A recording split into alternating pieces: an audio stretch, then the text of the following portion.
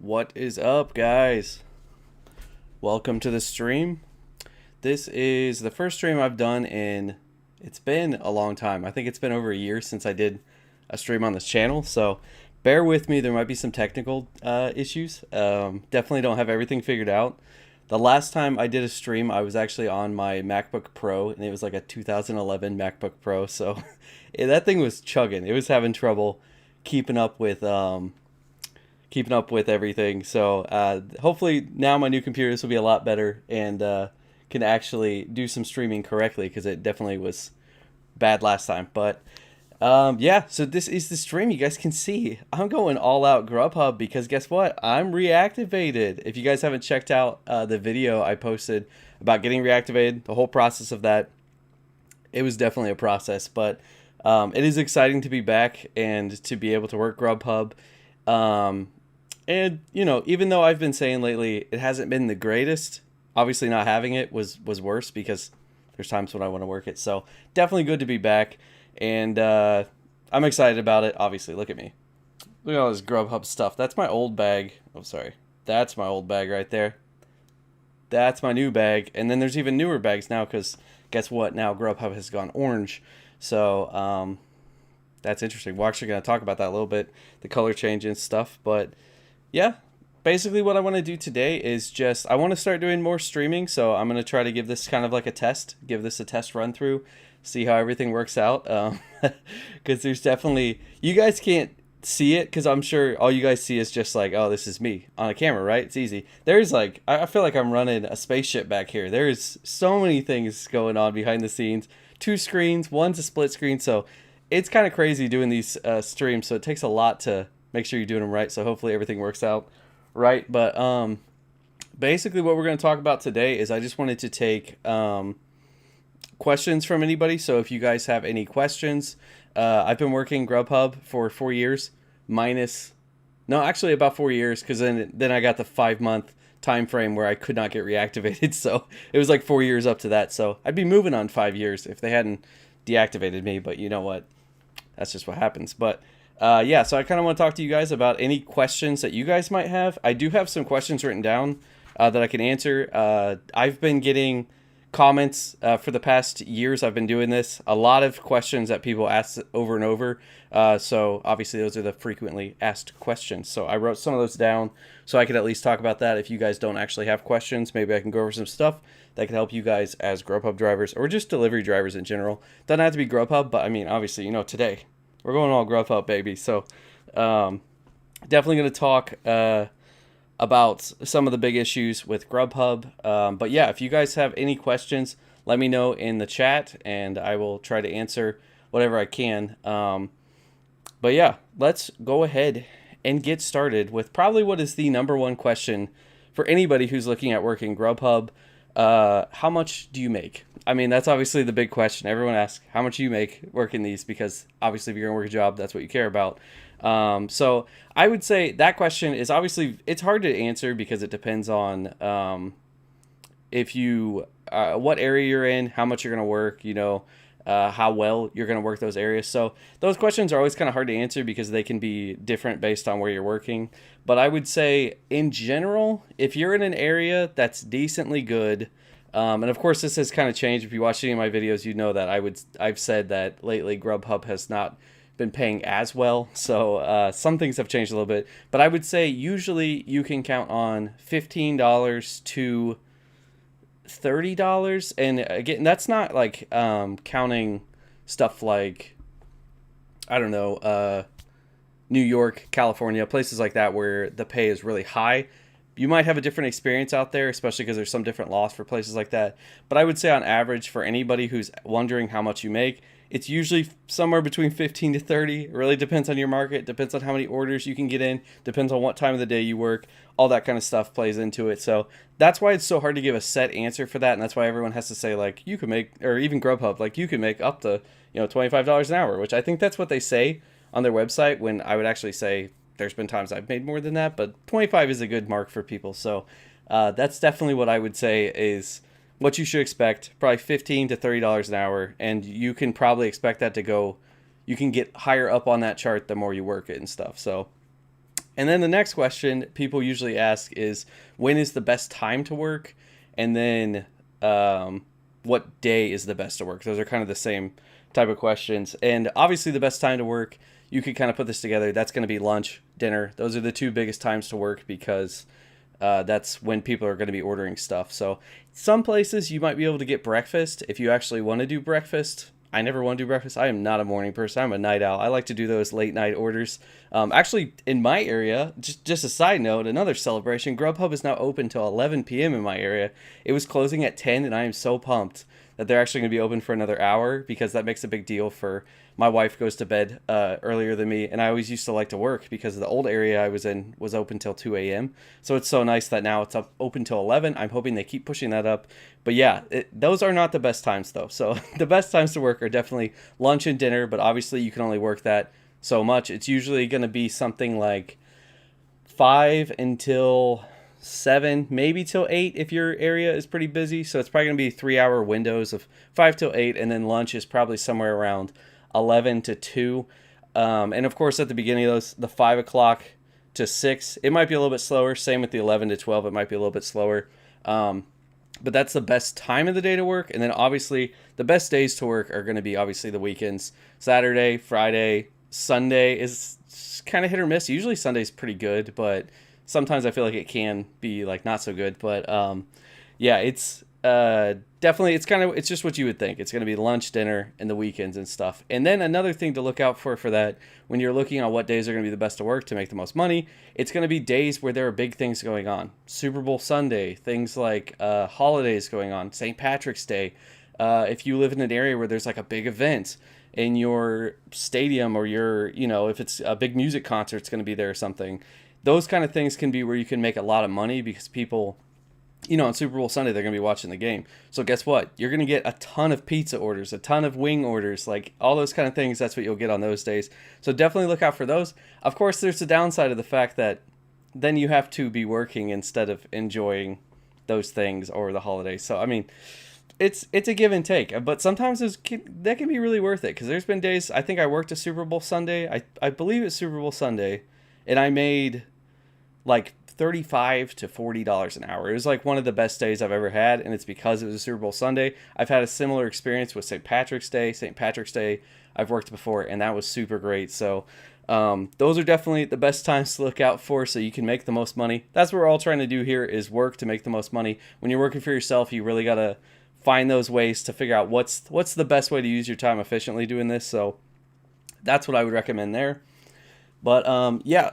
Looks like we got some people in the chat. So if anyone has any questions, like I said, let me know. It would be great to answer any questions that you guys have. So it looks like we've got somebody just moved to Simpsonville and they're on the wait list. Oh man, I don't know how to say your name. Ayava. And you're on Uber Eats currently. It's pretty decent in the area. Yeah, Uber Eats has been about, I would say, just about as good for Greenville.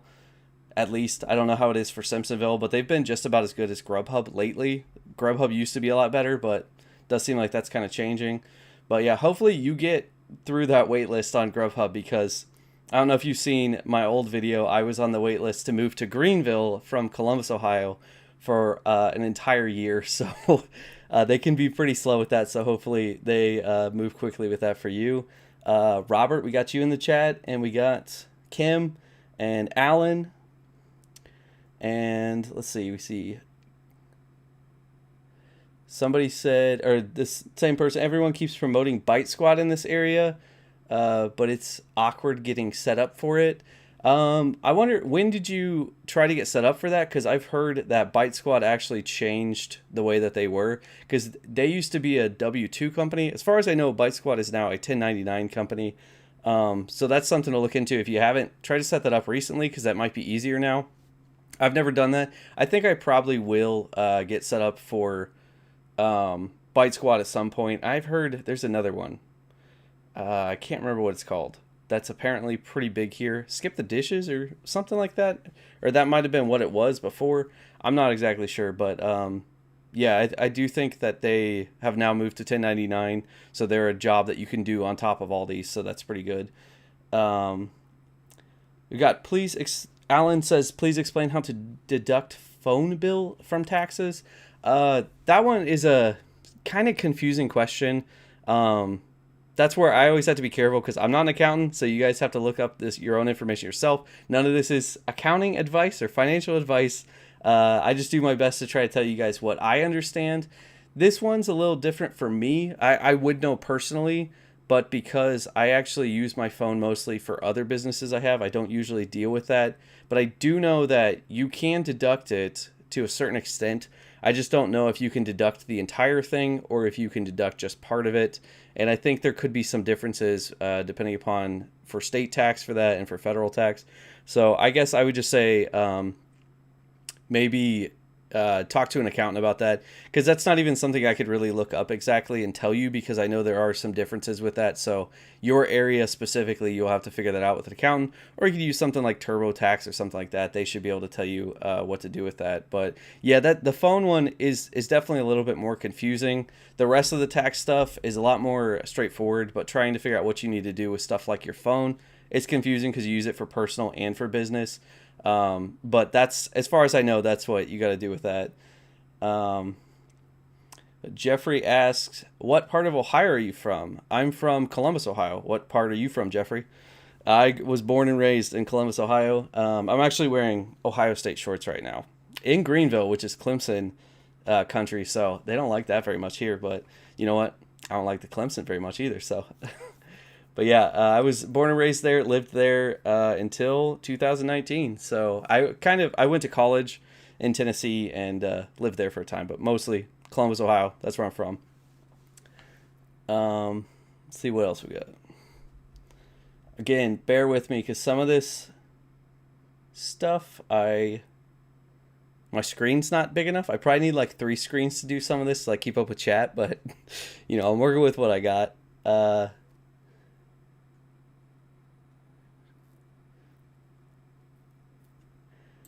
Bob asks, does Grubhub specialize in doing business with restaurants that would not normally provide a delivery service as opposed to chain restaurants and fast food joints like DoorDash and Uber Eats? Does Grubhub specialize in... I don't think, if you're saying like, if you're asking if Grubhub specializes in it, no, they don't really specialize in that. I think they kind of just do whoever they can get. I mean, they're trying to make as much money as they can, so I think they just kind of go with whoever. But they definitely, all these companies have their own little like partners that they have. So it used to be, I think Grubhub was the only company that had Taco Bell for a time. I don't think that's true anymore, but I know, like, I think DoorDash was the only one that had McDonald's for a time. Some of that's kind of shaken up and that's not what it is, but I don't think any of these companies like truly specialize only with like food chains or anything like that. Grubhub definitely does a lot of the smaller orders and stuff. They're also kind of confusing because they also do your Grubhub credit card that they give you. You can do orders for restaurants that aren't even partnered with Grubhub, which gets a little bit sketchy. Sometimes those places are not happy with you, and sometimes they won't give you the order and you waste your time. But yeah, Grubhub does some of that. So they're definitely they'll go with anybody if they can do it.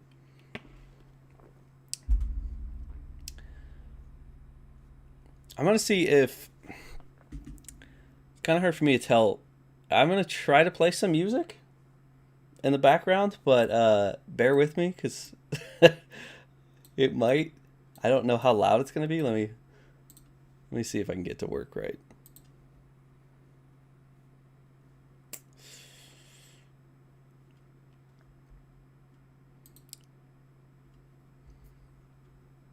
Got some lo-fi music, maybe? I don't know if that's what this is, but we'll see what happens.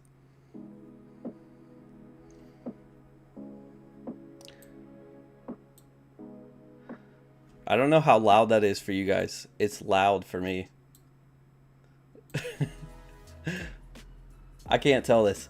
Somebody let me know if that is way too loud or if that's like a good volume.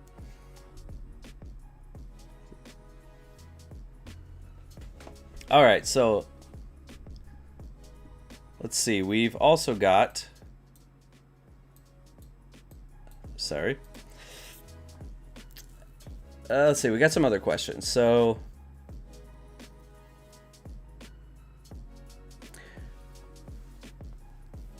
Ayava says that they set up Byte Squad and it reminded them of Grubhub, but the app doesn't work on iPhone. You have to download it and trust the app. It sketched you out. Yeah, I can understand that, but I don't think you should feel too sketched out about it, because actually that's how a lot of these apps started. I can't fully remember if Grubhub started like that, but I know Instacart did. Instacart for sure, you had to download their app and like approve it and stuff. So it seems sketchy, but I think sometimes that's just how these start, because it takes a lot for them to get an app like totally built out. And I think there's a process for them to get approved onto the App Store. So I think sometimes that's just why they do that. So it, of course, there is some security concern. I can't say there's none there, but it's, I mean, Byte Squad is a big company, so I think it's minimal security concerns, but you know, do what you want with that. Jeffrey says he's from Dayton. Well, hello from Dayton. I've been there. It's a cool city. I really like Dayton. I actually took my wife there for our first Valentine's Day. I think it was our first Valentine's Day. Took her there, and we hung out around the river walk, and it was flooded. So that was a interesting time, but it was still fun. Have I noticed the Postmates integration with Uber Eats picking up the volume? It seems those orders and pay are really decent. I would say no. Actually, I don't feel like I noticed anything. If anything, I feel like it got worse. At least for me, with Uber Eats, it seemed like it was better. And then around the time that Postmates left and then they moved to Uber Eats, it might be because there's more people that were working and stuff. So that might have changed it all and made it kind of worse. But and not like noticeably worse, but definitely I didn't notice it get better. But that's just me. All right, volume sounds good. We're good on that then. Good. It's a little confusing because like it's playing through my headphones very loud, but I can see it's not as loud on there. But okay, so let's talk a little bit more. So another question that you might ask, especially right now, do you have to wear this goofy outfit, this shirt, and this you know, this high quality hat? I mean, this thing is like basically, you know, Supreme, Louis Vuitton. That's what this hat is right here. No, you do not have to wear this. Actually, I don't think you get this anymore. This was like the very early days they would give you this kind of stuff. I actually had, I think I got rid of it, but I had a polo shirt too, like a Grubhub polo shirt they sent me. So I got this shirt, a Grubhub polo shirt, and the hat too. So they gave you a lot of stuff at the beginning to work for them. But no, you don't have to wear that. You can wear anything you want. I mean, you know, you probably want to try to be a little more professional, but I always say like I wear like joggers and just a t-shirt and then maybe like a jacket if it's cold or something. But a lot of people do say like maybe wear polo, you know, look a little more professional. I would say a lot of people say that because they think you'll get better tips. I don't know if you do. Maybe I'll do a video on that, like comparing dressing really bad for a day and comparing dressing really good. On Grubhub though, I wouldn't say it matters much because you're pretty much getting your tips ahead of time. So I don't think anything really changes depending upon how you're dressed. I mean, if you show up looking kind of gross, that might be bad. Then they might have a bad experience of it. But overall, yeah, you can pretty much just wear whatever you want. Let's see what else we got from you guys. So Bob asked, do I have a referral code he could use to sign up for Grubhub and possibly get a promotional bonus for completing a set number of deliveries? Unfortunately, no. For some reason, Grubhub doesn't have any kind of promotion for its drivers like that. They never have. So I wish they did, because obviously, you know, that would have been a big thing for me doing this YouTube channel. But no, they don't have anything. And actually, for all the other ones like DoorDash, Uber Eats, and stuff, it's a little bit of a gray area. I'm not 100% sure if I can share those. I think DoorDash I can't. So I try to be careful with those and just don't share those anymore. Mr. Steak asked, what is the Grubhub brand change? Do you mean they got bought out by Just Eat? I think that's what they're called. Or do you mean the fact that they changed their color to orange? As far as I know, the most recent one with changing the color to orange, I don't think that there's any big difference that's happened with that. It's kind of just they've changed it to orange. I think it's because obviously, you know, now Uber Eats, DoorDash, and Grubhub, they're the biggest ones in the delivery space now. And I think the red was really recognized as DoorDash. So I think they've changed it so that they can be, you know, stand out as their own color. And if you guys don't know, red is a color that apparently makes you hungry. Blue is a color that makes you not hungry. So I think that's why the companies really like to use red, because it's going to make you hungry. I mean, you feeling hungry right now? I got all this red in this room. I don't know if any of that really works, but that's what they say. So, yeah, I think that's why they were red, and now they've changed to orange. But as far as I know, nothing different has changed with that other than it's just a color change, and they've kind of rebranded their logo maybe to be more a way that people can recognize it a little bit better. So I think that's all that really is. Alan asks, after you completed a delivery, besides texting the customer, do you knock or ring the bell if they don't say to do this in the delivery instructions?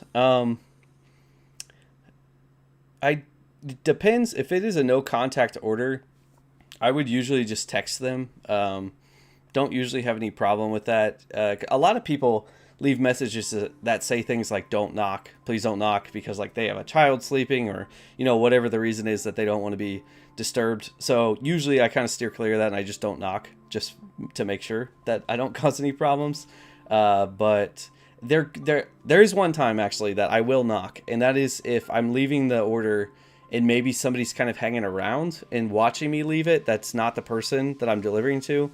Sometimes I might knock them just to make sure they come, so that like that person doesn't come steal the order or something like that.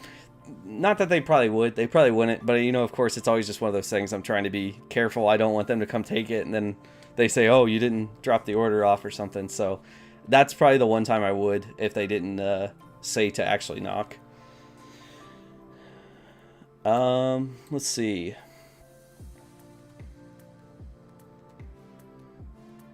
We've got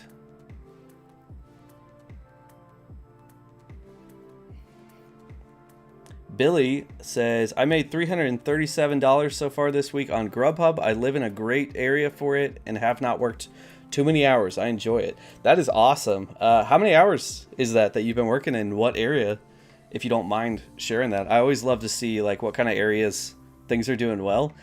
Of course, it's kind of like different though, depending upon what you see from different people. In my comments, there's been times where I've seen Grubhub is terrible in like New York City. People say like, oh, it's so bad right now. And then I get other people that are like, Grubhub's amazing in New York City. So I'm like, I don't know. I mean, New York City's huge. So I guess there's like differences because you could be in one area compared to another. That could be a very big difference. But all right, moving on. Let's see. Another question I've got is, how long does the sign up take? Well, that's a question we kind of just talked about, but the sign-up process itself, not too long. I mean, you can get that thing done pretty quickly. It's not so bad. But waiting to get approved to work, that can take a while. Like I said, actually, when I first got approved, but that was like the very, very beginning of Grubhub. Nobody was doing it. That was like pretty much instant. They got you through like right away. I do think we still had to do a background check back then, but it was really easy. The background check didn't take very long at all. Nowadays, those background checks can kind of take a little bit. So that's something you're going to have to wait on, is the background check. I know when I signed up for Uber Eats, it took me like maybe close to a month just for them to get my background check. So sometimes that can take a while. But the actual process of setting up for it and stuff, signing up for it, not hard at all. You're just gonna have to wait. And if you need to change your region, that's when you can run into some issues. I have a video on that if you guys ever do need to change your region, explaining exactly how you do it. But of course, it takes some time. So that's the best I can say about that. Billy says he is from Albany, New York. So there we go. We got New York, and he worked 16 hours. So yeah, that's pretty good. That's about $20 an hour, which I think New York is a place that has some different rules for delivery driving than other areas of the country. I know New York and I think all of California, I think because it was a state change, but yeah, that's still pretty good though.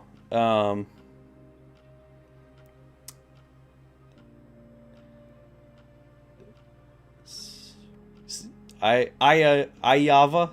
I don't know how to say that. Has been waiting for 4 weeks now for Grubhub. Yeah, unfortunately, it could be a long wait. You could try to send them some emails just to see if you can get an answer. Oh, jeez. My voice has been cracking all week. I think it's because it's getting cold. I also just ate, so. But anyway, yeah, you can try to see if you can get an answer for that, but overall, it can be pretty difficult to wait for that, and they might just not even answer you if you try to ask. It used to be a little bit easier because there were driver specialists back in the day, and you could ask them what was going on, and they'd be like a direct contact, but that didn't work very well for me, so that didn't always work. That's probably why the driver specialists are gone, because I don't think they were very effective, but yeah, it's a long wait. I feel for you.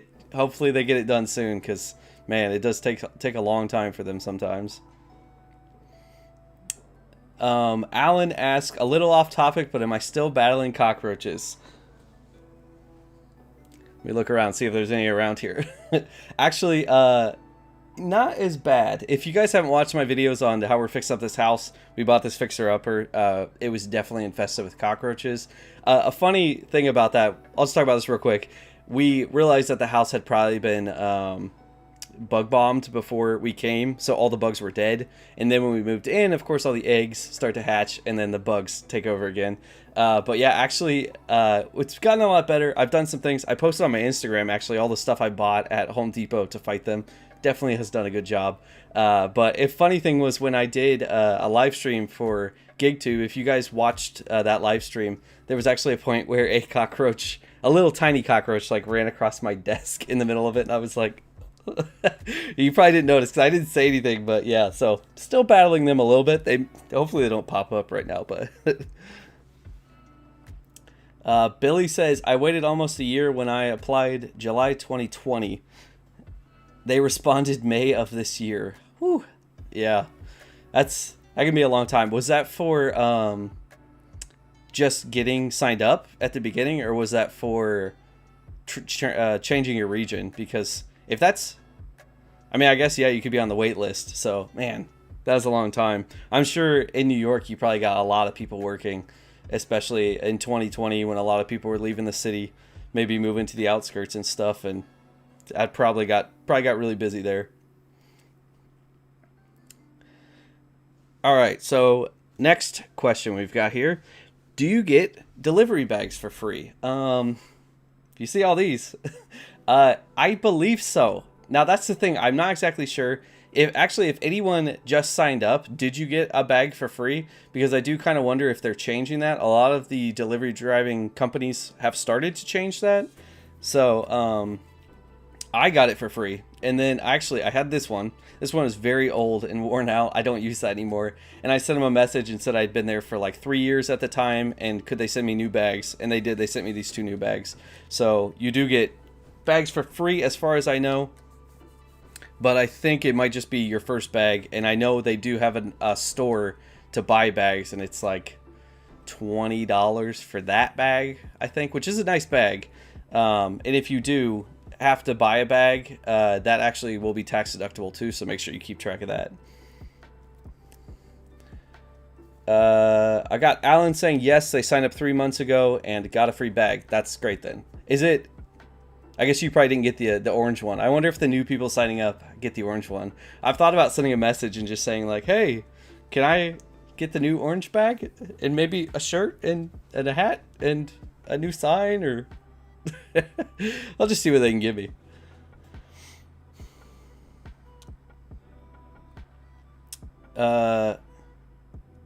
Billy says his application, it's because it's a very popular thing to do there. I guess to do Grubhub driving. And yeah, the New York City transplants moving up there. Yeah, I'm sure that became a big thing during that time. Curtis asked, do you have a Grubhub referral code? No, actually, that's what I answered earlier. I do not have a Grubhub referral. They've never had one. Unfortunately, that would have been great if they did. I would have made a lot of money probably by using that referral with all the views I got on my YouTube channel. But no, they don't have one. Tammy says she's watching and currently driving. Well, I hope you're not doing both at the same time. Be careful there. In Seattle. I wonder how is Seattle? Of course, don't respond if you're driving. Wait till you're done driving.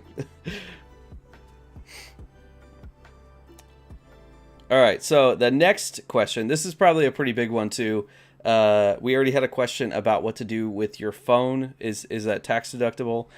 So the next question is, do you need to track your miles, and how do you track them? So yes, you do need to track your miles. It is very important. I think Grubhub now has changed it, so they're going to show you the miles when you get an order. So that could be some difference when you go to get your 1099 at the end of the year. They may give you an estimate of how many miles you drove, but those estimates, make sure you know this, those estimates are only going to be estimates, and they are almost always, definitely, I don't even think almost, they always are going to be missing miles, because I think all they count is from where you were to where you dropped off.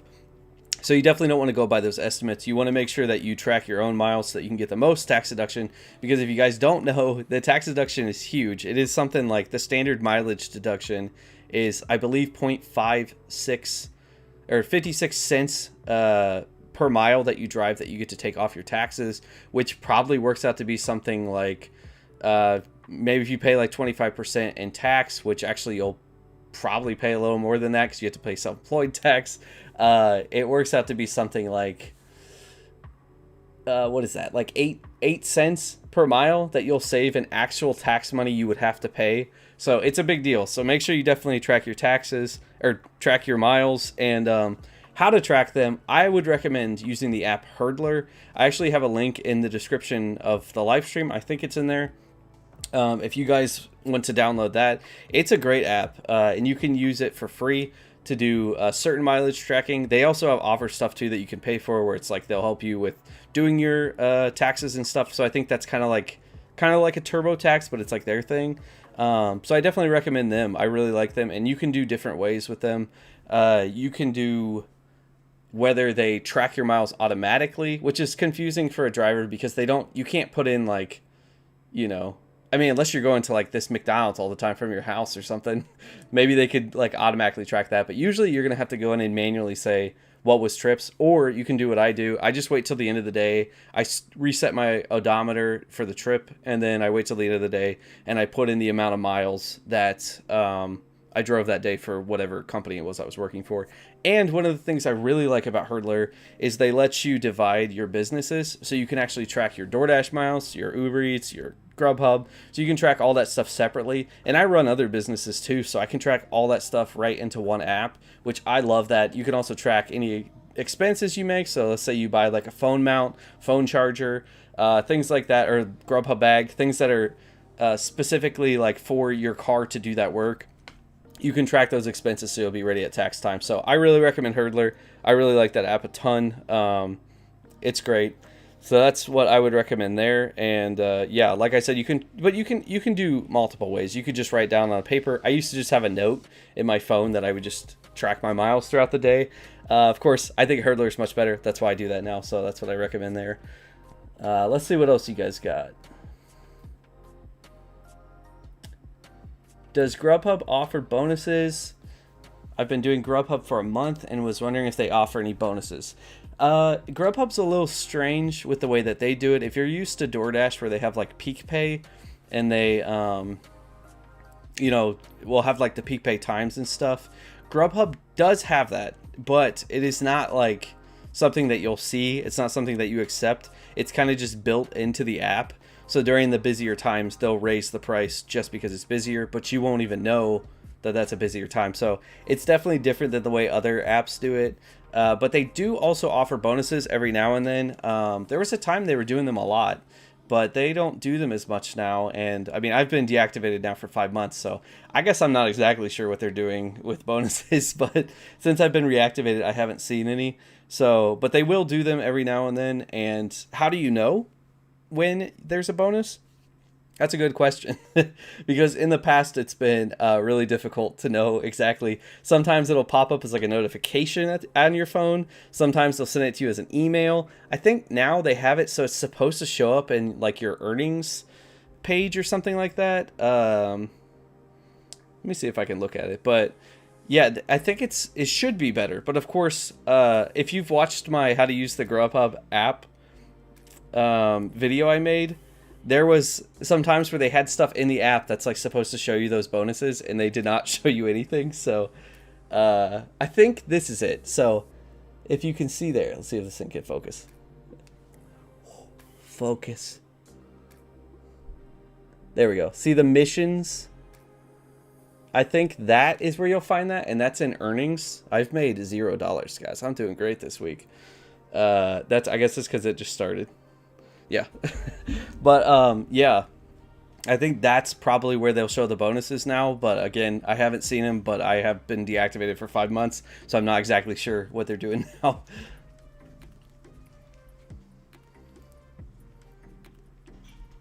Tammy says the market in Seattle is cool. She brings about $200 a day in 6 to 8 hours. That's pretty good. That's very good. I wonder, how is the parking? Is that actually like downtown Seattle? I would be so concerned to like drive in areas like that. But I guess you figure it out over time. But I would imagine the parking would be kind of difficult. Lizzie Izzy asked, do you have to take a picture of leaving the food? Not with Grubhub at this time. I want them to add that though, but they haven't added that. I do recommend, there is an app called, I think it's called Beans. It's just Beans. It might only be on iPhone. I don't know if it's on Android, but I do recommend that app for two things. That app is mainly supposed to be for if you're looking for an apartment complex and you can't find it, you can actually put the address in, and it will try to show you exactly where that apartment is on the map of that apartment complex. But the other thing that they do is, I'm pretty sure they still do it, I haven't done it in a while, but they store photos, and I would recommend that taking a photo and storing it somewhere, so that if somebody does say, you know, you didn't leave it, if there was any kind of issue, I've had people in the comments say that they've had that issue before, you can say, no, I did leave it, and here is my proof of it. Another thing you can do with that too is you could always take a photo of you leaving it and then send it directly to the person that you left it at in a text message through the app. Like I said, guys, I've been deactivated for 5 months, so some things if I haven't done them lately, I'm kind of like, is that how I used to do that? But yeah, I'm pretty sure you can still do that. And then at least if there was an issue, you could say, I would assume Grubhub has those like text messages saved behind the scenes, so they could pull it up and prove that you actually did it. So, all right, so moving on, we got, do you need to withhold taxes, or will Grubhub do that for you? That is an important question, and I hear people a lot of times say that they think that Grubhub's going to withhold taxes for them. Ooh, that is going to be rough at tax time for them, because no, they do not withhold taxes for you. You are a 1099 freelance contractor working for Grubhub, DoorDash, and Uber Eats, and I believe Bite Squad now too. So yes, you will need to withhold your own taxes. Now, of course, if you track your mileage as well, and you keep all your expenses, like your actual expenses that have to do with driving, like getting a phone charger for your car, stuff like that, you'll usually not have to pay too much in tax, unless of course you make a ton of money doing it. But if you're working at part-time, it's usually going to be pretty small, and if you work a W-2 job on top of it, you might actually be able to use your money that you would get back as a withholding towards that, so that you don't have to pay tax. But of course, like I said, guys, this is not tax advice, this is not legal advice, this is not financial advice, so you got to do your own research there, because every situation is going to be different on how much you are going to have to owe in taxes. That's where I do think Hurdler comes in really great, the app I was recommending for tracking mileage, because it'll actually help you estimate taxes too, so you can have a good idea of what you're going to owe, so that you're not blindsided by the end of the year if you owe a lot in tax. But that also does bring up another question, that you will have to actually pay estimated quarterly taxes if you owe a lot of money on your taxes that year. So that gets more complicated. Again, like I said there, you'll want to talk to a accountant or something to make sure that you're doing that right.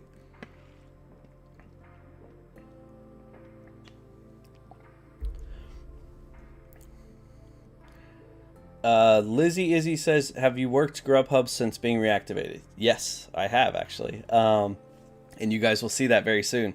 I actually am doing some recordings of all Grubhub, DoorDash, and Uber Eats to see what they're like kind of compared to each other right now. So I've actually already done that, which is nice. I love when I've already recorded it and now I just have to edit it because I think that part's a lot easier.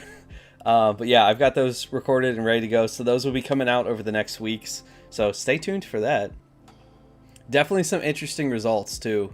And I'll do a video after comparing what I found between all three of those. Because yeah, it was pretty interesting.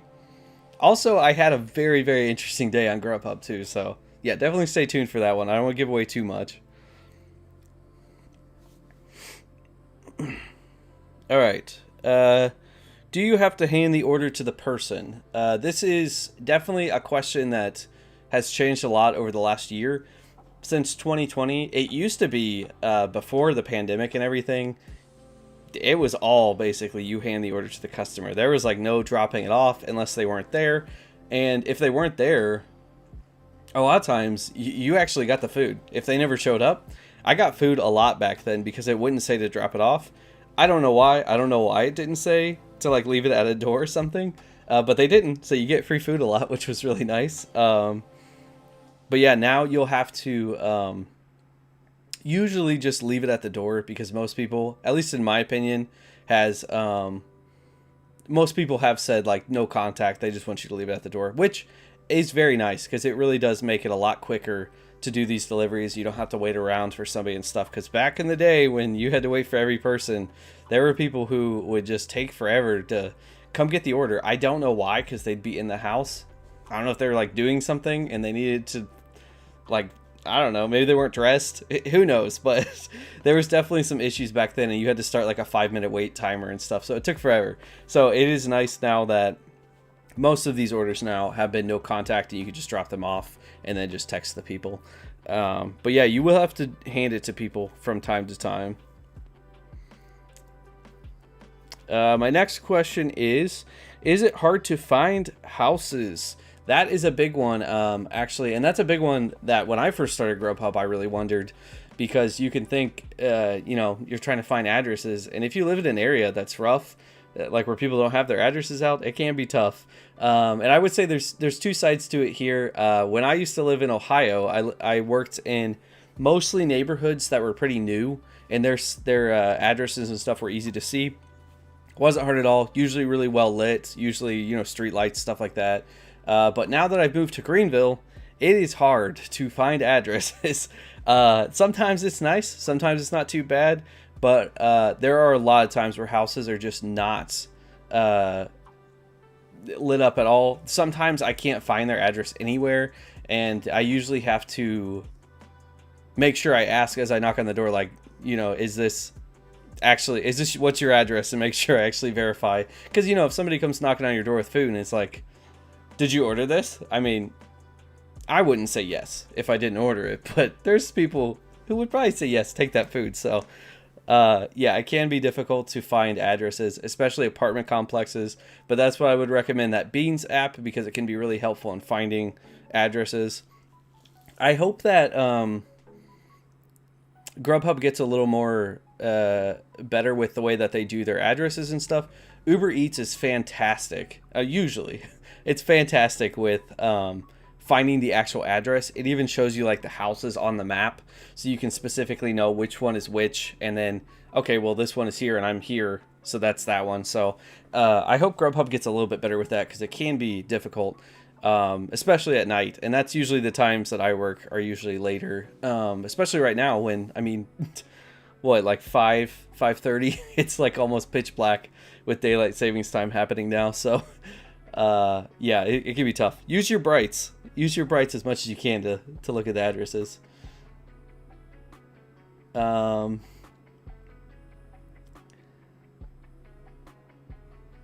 Nature's Own said it can be difficult at night. That's the main reason they don't deliver at night. Yeah, it's tough at night. Brandon Looney Tunes fan 2000 says, I'm new here. Well, welcome.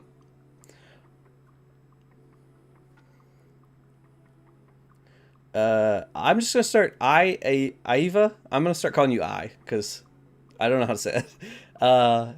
You said yes. It's very tough to find houses in Greenville. Yes, it is. It's tough to find streets here sometimes too. Greenville's weird. Like I'm used to Columbus, where it's like a grid system of, well, not all of Columbus, but it was primarily like more of a grid system of just, you know, you're going this way, you're going this way. Greenville's like, oh yeah, we have a road that like slopes around and then it changes its name to something else and then it changes to something else and then forks off to 3 different things. And it's like, what? We even have a 5-way intersection somewhere here with just 4 streetlights or 4 sets of streetlights. And I don't even understand what you're supposed to do there.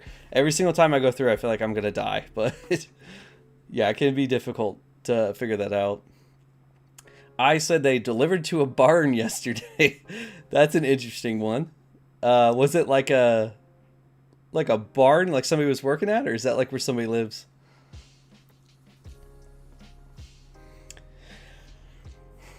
All right.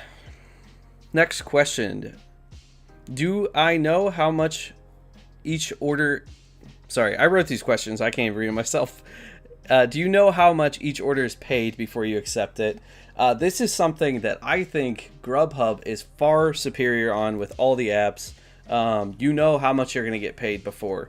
I am pretty sure of this. I don't know 100%, but I have never seen it happen. I don't think once you accept an order that they can change your order to less. I know that they can increase your pay, like if they want to add more of a tip after you deliver, they can do that. But I think, as far as I know, once you accept it, you will not get less than that. As long as you go pick up the order and deliver it, you won't get less. So that's something I really like about Grubhub, because those orders that you see coming through, that is the amount you're going to get paid. So that's really great with them.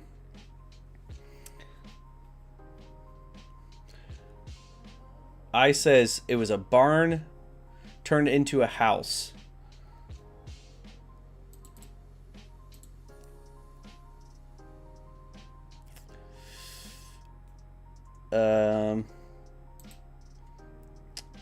Okay.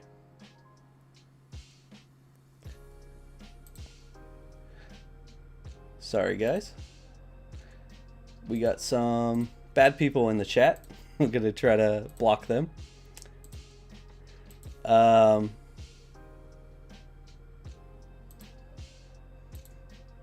Again, I'm learning. Sorry, I've never done this, so.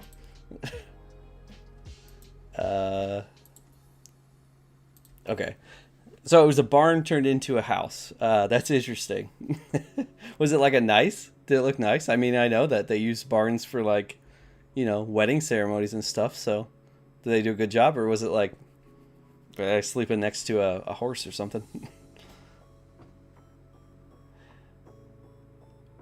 Nature Zone said they didn't know that the tips being adjusted. Yeah, that's, as far as I know, I have never seen, unless it's happened like behind my back where I just didn't notice it, but I usually pay close attention. I've never seen on Grubhub the amount drop after you've been given the amount that it was going to be. But I have heard that it can go up. They sent me an email once saying that that customers could raise their tip at the end if you did a good job. So I liked that, because they didn't used to have that. It used to be locked in, and I had people who asked, like, oh, can they, you know, give more money after my order, because they thought I did a good job or something, and I was pretty sure there was no way they could do it, and I don't think they could back then. So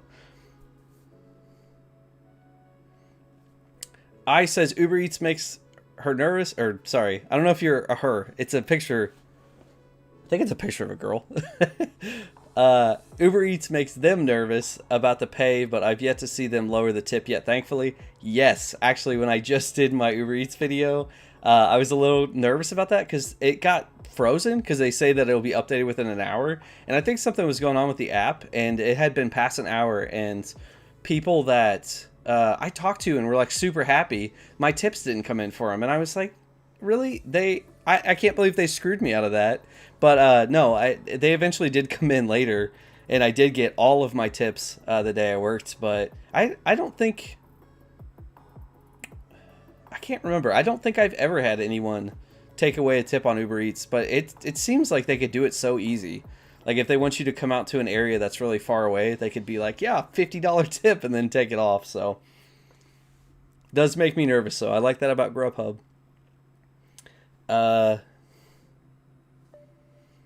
Nature's Own says they don't pay attention to tips anyway if the order's high enough. Yeah, that's kind of how it is with Grubhub. You don't have to worry about that stuff because it's just like, well, you know, that's what you're going to get paid. And they don't even show you the tips now until after you delivered. It used to be that it would pop up under. And I can tell you, it's kind of, I mean, I get why they did it, but I do kind of not like it because I liked when I could see, you know, if somebody tipped like 10, 15 bucks, when I gave them the order, I wanted to be, you know, a little more extra appreciative. Not that I'm not appreciative to everybody, but I wanted to be a little more extra appreciative and let them know I really appreciated that they did that. And now you can't see that until after you do it. So it's a little bit kind of annoying there. But on the flip side, there were times when like it said that the person tipped 0. I try to do a good job for every order, but I can tell you those ones where people tip 0, maybe I wasn't maybe not as friendly. I was definitely kind of like, wow, no tip, huh? Thanks. Joe Gig says, good evening, sir. Good evening, Joe Gig. I says, the barn was very nice, but had no street number, so it took like 5 minutes until they came out. It said, yes, you're in the right place. We live in a barn. Yeah.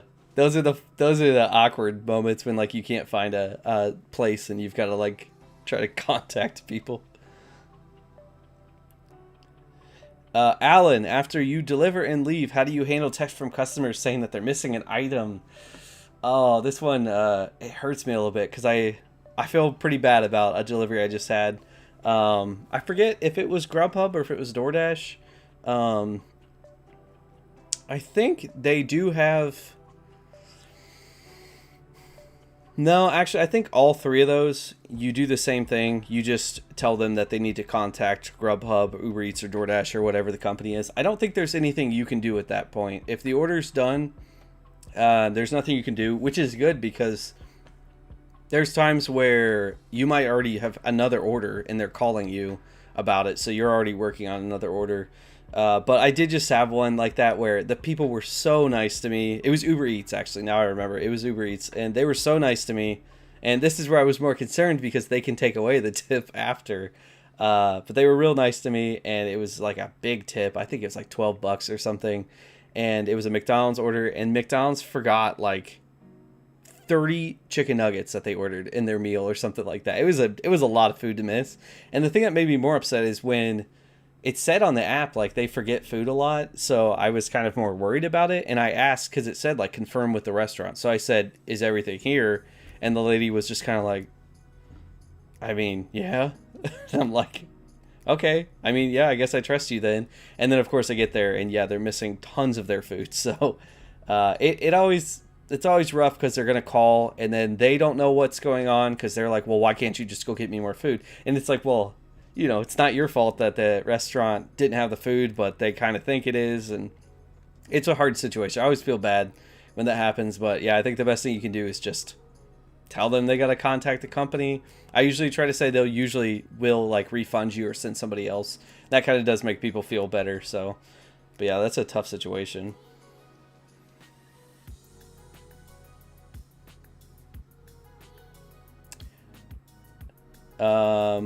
Jason says they always open a chat and give a bigger tip.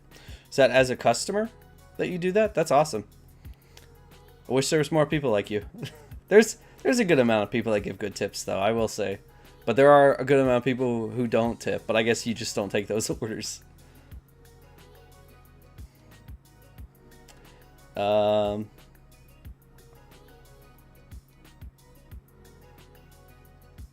Alan said it's happened with Grubhub twice. I guess you mean missing an item. I think that's what you're talking about. Yeah, it happens.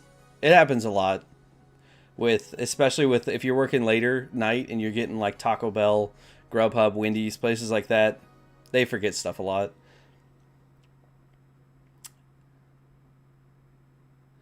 Joe Gig says he went back for one nice customer on DoorDash once, but most texts from customers about missing items are so rude. Yeah, I don't answer. They shouldn't be able to contact us once we hit the complete. I totally agree. I'm not really sure why they do that. I guess so that if we like had it in our car, we could just turn around and give it to them. But yeah, this person that I just had, I kind of was like, man, it was late. I think I wasn't going to get any more orders anyway. So I was kind of like, I could have gone back and got it. But then the interesting thing with that on Uber Eats is he called me. And then once I said all the stuff about Uber Eats, I was thinking, you know what, maybe I'll call him and just say, you know what, you gave me a big tip. You were really nice. I'll go back and I'll get it for you, just to be nice. Go the extra mile for him. And I can't. You can't call back. So we can't call the customer after we've dropped it off, but they can call us. So a little funny there with that kind of stuff.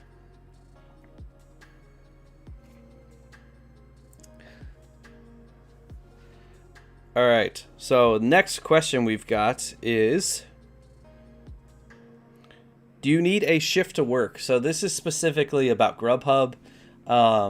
It's really nice with Grubhub that you can go active and you can have a shift while you're active. DoorDash does actually no, DoorDash doesn't do that. Uber, they're all kind of different. I think Uber, you can go active and there's no shifts. As far as I know, I don't think there's any shifts. DoorDash, you have to be able to pick up a shift to work. I think it's still the way it is.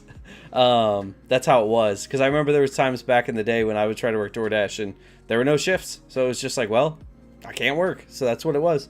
With Grubhub, on the other hand, yeah, you can go active right away. I mean, you can just pick up your phone. I was going to say, I could pick up my phone right now and go active, but then I was like, oh, it's 10. But that's right. They close at 11, so I could do that. You can just pick up and go active right now. But with shifts, you can pick them up. But you could pick them up through the time that you're active. So there's a lot of times I'll go active and there's no shifts available. And then I'll just kind of keep checking back and forth to see if there are shifts while I'm working. And if there are, I'll pick them up. You can always stop working shifts too, unless you're trying to be a Grubhub Premier driver or something like that, which I've never been and I don't think it's worth it, but maybe it could be in your area. You can also just drop your shifts and stuff. Maybe there's some background stuff with that where maybe like it will be bad if you drop your shifts and people or the company might secretly deactivate you or like, you know, shadow ban you kind of thing or something like that. But as far as I know, you can just drop them, but it is better to have a shift because you will get more orders. I have checked that out myself at times where I didn't have shifts and then times where I've accepted shifts, and it definitely seems like you get more orders when you have a shift. Now, if you see that there's shifts available, you might feel like you're not going to get or not getting more orders because you're on a shift, but the truth is a lot of times when shifts are available, it's usually high demand, which means more people are usually going to work, and that means there could be less orders too. So it feels sometimes like you're not getting more, but I've checked it out multiple times, and definitely it seems like you get more orders as an average when you do have a shift.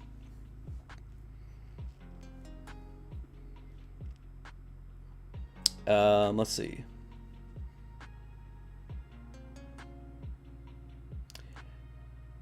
I says, I'm pretty sure Uber Eats can't reach out after you say delivered right. No, they can, because that's what just happened to me.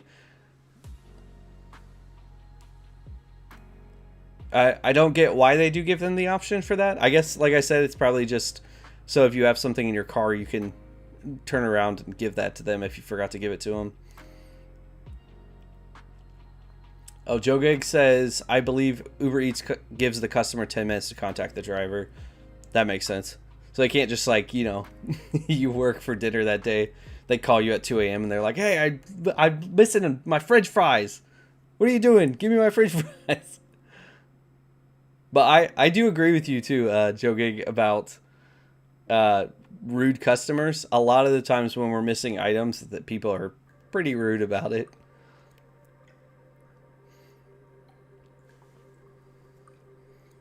Nature Zone says the driver guarantee is pointless.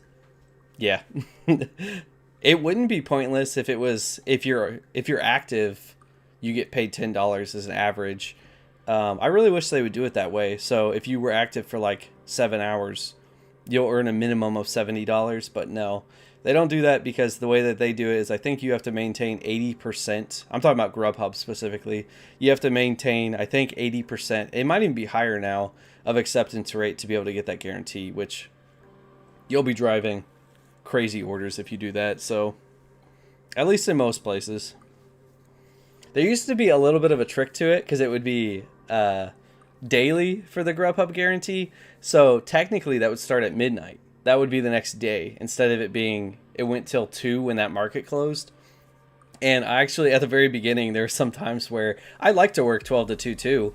I would turn on from 12 to 2 and see if I got any orders. And a lot of times no orders would come in at all from 12 to 2, but I was turned on and I must have had a shift too. So I had a shift and I would actually get paid $20 to not even go do an order. So that used to be like a little thing that you could kind of do. And that was if I didn't work at all the next day. So that would only work sometimes. Because then if I worked the next day and I drove my rate below 80%, then I wouldn't get it. But that was kind of funny back then. Nature Zone says 90, so it's 90% acceptance rate now. Yeah, I did think it actually went up, so that's rough. I mean, that's, you know, yeah, you pretty much gotta accept them all at that point. If you've watched my accepting all videos, none of them have gone very good. The Grubhub one went okay, actually, because they had a $9 minimum in my area back then. But if I did that now, which I probably should redo it, it would not go well. Alan asks, do you have any restaurants you refuse to go to because the service is consistently slow or bad? Yeah. I don't know if I refuse to go to them because obviously if the order is high, I'll probably go.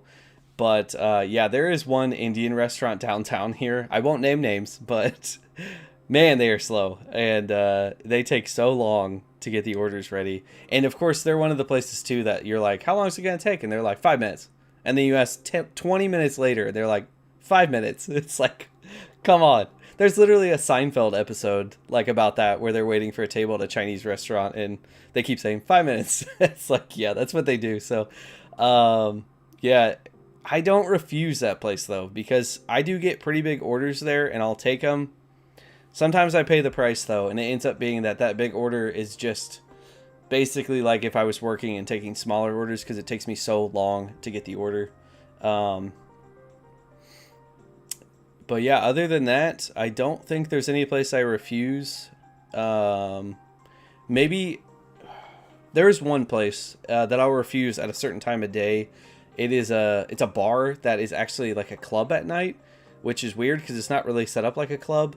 And they are so slow. They never have your order when you get there. Every time I get there, they're like, oh, we didn't see it. And I'm like, well, now I gotta wait like, 45 minutes or something for the order. So if it's nighttime, and it's crazy because like everybody's there, it's like really crazy. So I don't take it from there if it's nighttime. There's definitely some other places at nighttime that I'm more like, I don't know if I'm gonna take that. Delivery or fast food places at night. You gotta be expecting that, because if you're on the weekends, you do a fast food place at night, you are gonna be waiting in that drive-through line for a very long time. So I try to not take those at night, but yeah. Let's see what else we got. Matt said they just made $33 on a sushi delivery. Awesome, great job, Matt. That sushi deliveries are great. I feel like they usually pay super well, and they they're not too difficult because usually it's kind of like smaller, so it's not like you're taking huge orders. I mean, they can be huge, but it seems like people tip better on sushi orders too. Curtis says he loves Seinfeld. Yeah, it's a great show.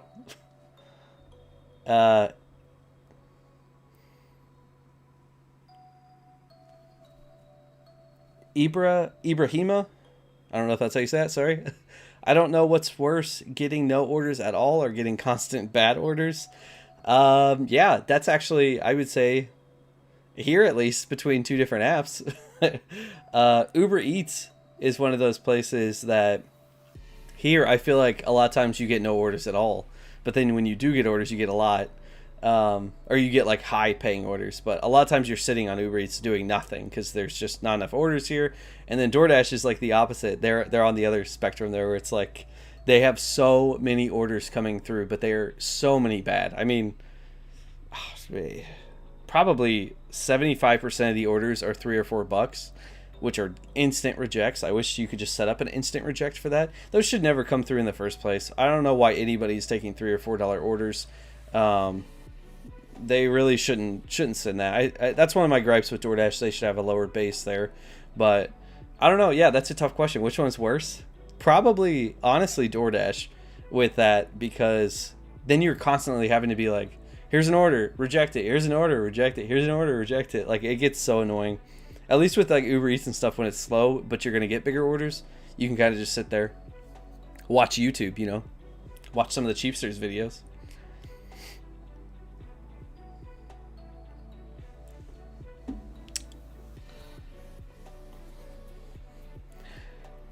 Nature's Own says depends on how much money you need. I'm not sure what thing you're talking about. The maybe the $3 or $4 orders. Yeah, I guess if you're at a tight crunch and you need some money right now, maybe those $3 or $4 orders will work out and you'll just accept anything.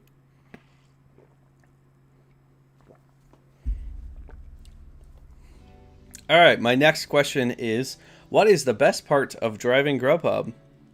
I would say the best part of driving Grubhub and the best part of driving any of the delivery apps is the flexibility. I think that it gives you a flexibility that you can't get anywhere else. I mean, there are some other like gig work jobs that give you flexibility too, but for the most part, I mean, there's nothing else that gives you the flexibility to say, you know, I'm going to turn on this day and I'm not going to turn on this other day, and, you know, just be able to be free to choose that. I love that so much, especially as you know, somebody who runs a lot of businesses and is always starting new things and stuff. It's nice to always have that as a part-time job, that I can always make more money if I need it. So I really do like that about Grubhub. That is definitely what I would say is the best part to me, at least. But I guess what's the best part to you guys? Let me know that in the chat. But then the next question is, what is the worst part of driving for Grubhub? I would say the worst part of driving for Grubhub is probably the stress, because it's something that I'm trying to work on. But I try so hard to, you know, when I'm doing a job, I want to do it the best that I can, and I really try to like give it my all. And in a job like Grubhub, that can be hard to do. Sometimes it's just, you know, it's not set up properly for you to do that, and you have to deal with a lot of issues. And it can bring a lot of stress. There can be a lot of stress factors. I mean, between traffic, angry customers, restaurants that are being rude to you or don't have the orders ready that you have to wait on. There's a lot of stuff. I mean, if you guys work this, I'm sure you know the stresses that can come with this. So, but that's something that I would say is the worst, but it's something I've really tried to work on.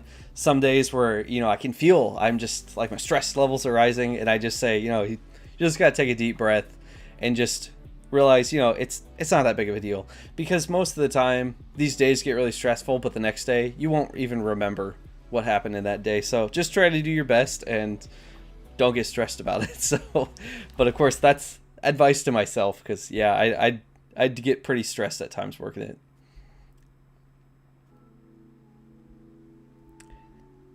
Let's see.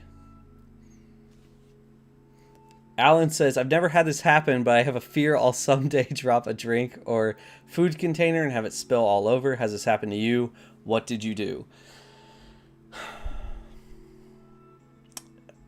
Not... I feel like at some point probably, but I'm trying to think if...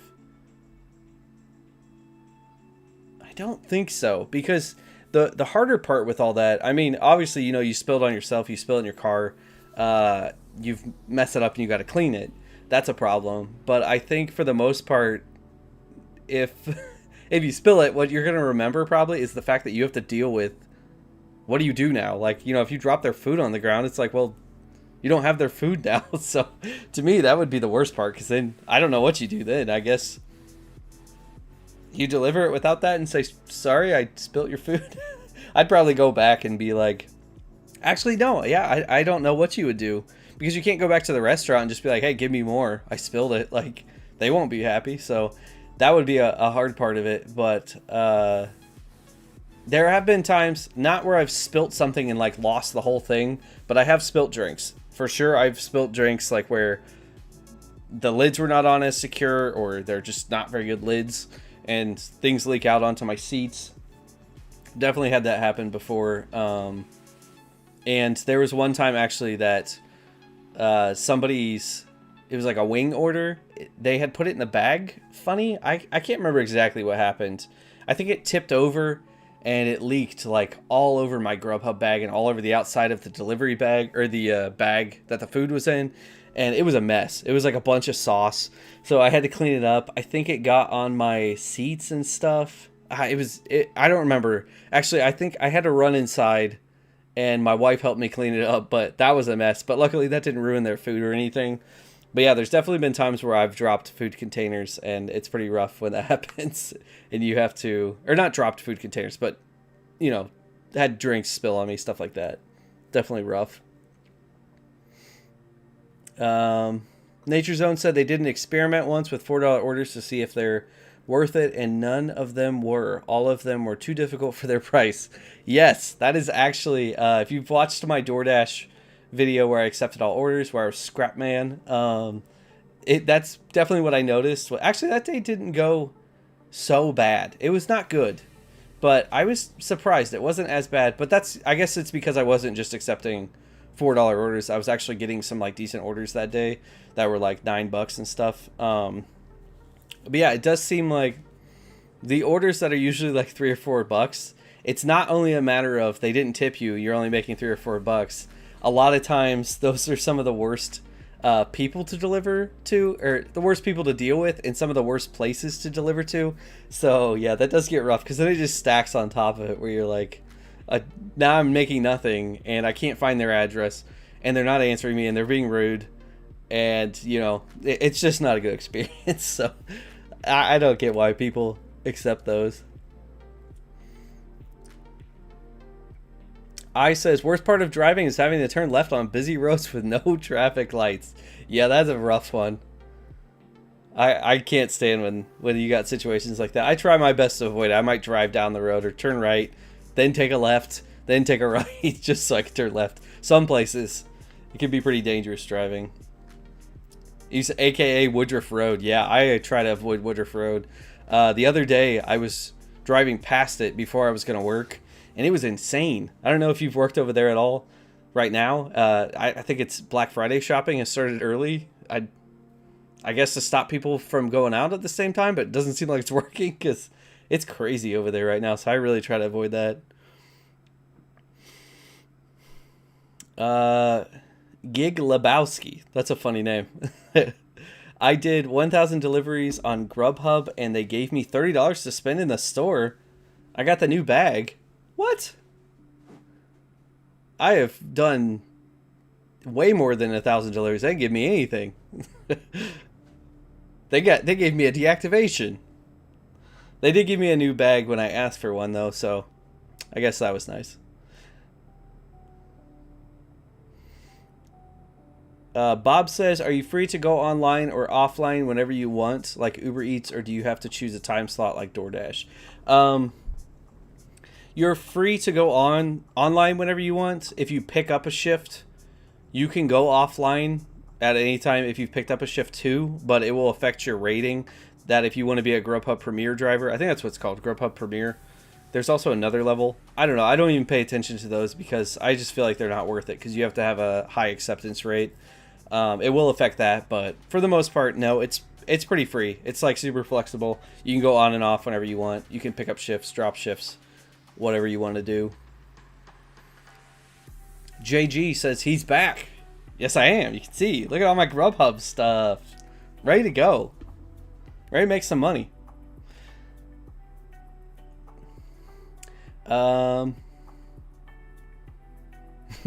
Nature Zone says, I'm not walking up 2 flights of stairs for $4 after barely finding your apartment.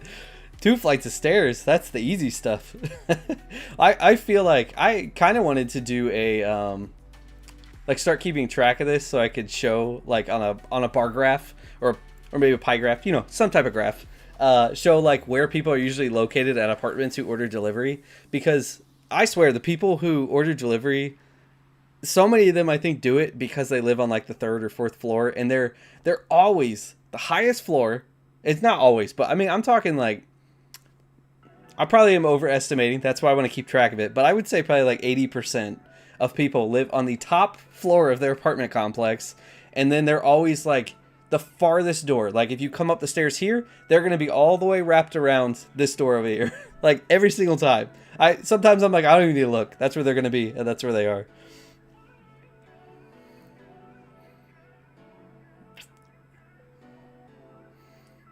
Brenda says, after watching your videos, you convinced me to want to do it. Awesome. I'm glad you started it. And it's going pretty good. Been working for about a month now. Awesome. Congrats. Good luck out there working it. I definitely recommend it to anybody who's interested in doing this kind of stuff, because it's always so just on you. You know, what do you want to do? You can work as much of it as you want. You can not work as much of it as you want. I mean, I had DoorDash for, I think, like 2 years now, maybe a little bit longer.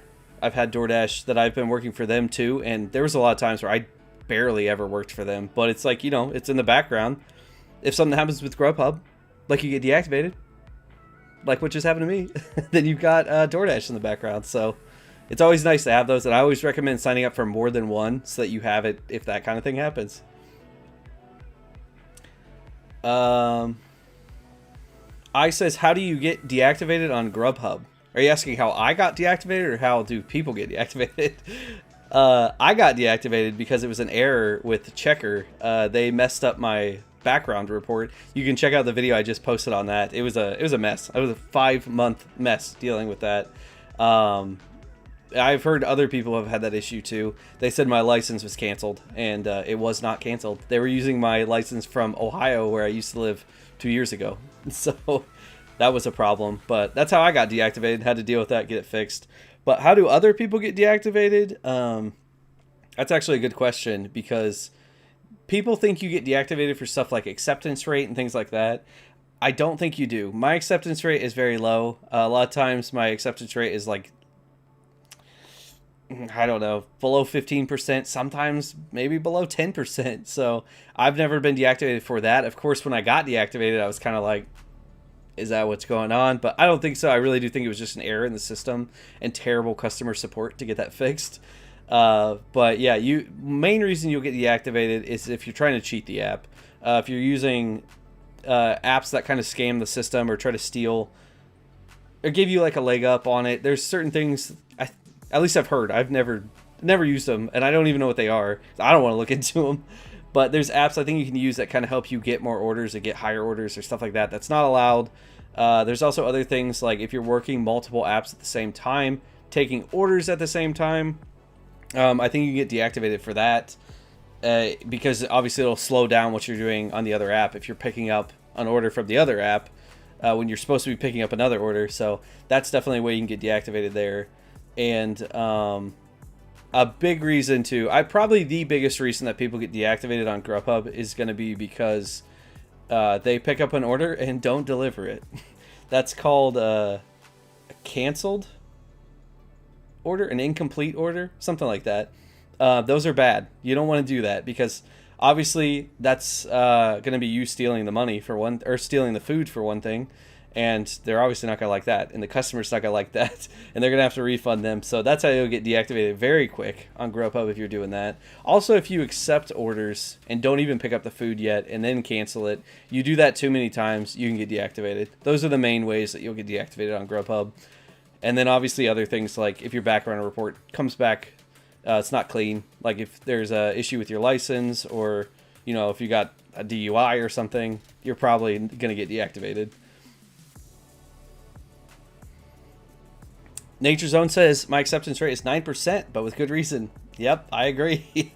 If your acceptance rate is high, I mean, all areas are different, so maybe there are reasons in some places, but for the most part, if your acceptance rate is high, you're probably making less money than you should be. Rob says, I started Grubhub back in January, and it was my go-to app.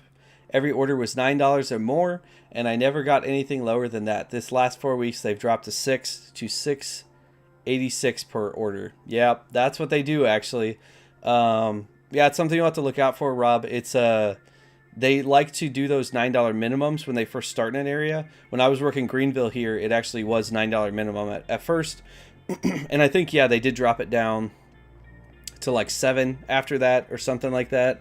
And then after that, there was no minimum anymore. And I started getting $3, $4 orders. So definitely watch out for that because they will do that to you.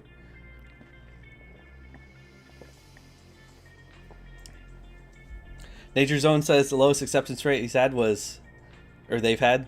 I keep saying if you're he or she, and I don't know. Lowest acceptance rate that I've had was 4%. Yeah, I can understand that. It's my DoorDash acceptance rate. That is like sub 5% all the time. They give you so much crap on there. I says that makes sense. They just pick it up, cancel it, and then go home and eat dinner. Yep. I think there's people who just sign up for these apps just to get a free meal and steal it and then go home. See, maybe they see how many times they can do that. Don't do that. Don't be one of those people. I think that happened to me on DoorDash once, actually. I think it was in one of my videos. All of these things that happen to me since I've started doing my YouTube, I feel like always happen when I turn the camera on, which is great because it means I get great content, but it looks like I'm faking it. It looks like I'm just making things up, but I'm like, every time I turn the camera on, my days get crazy. I don't know what to tell you. But yeah, I think on DoorDash once, somebody picked up an order and then just didn't deliver it. So it seemed like they just wanted to get some food and they just stole it.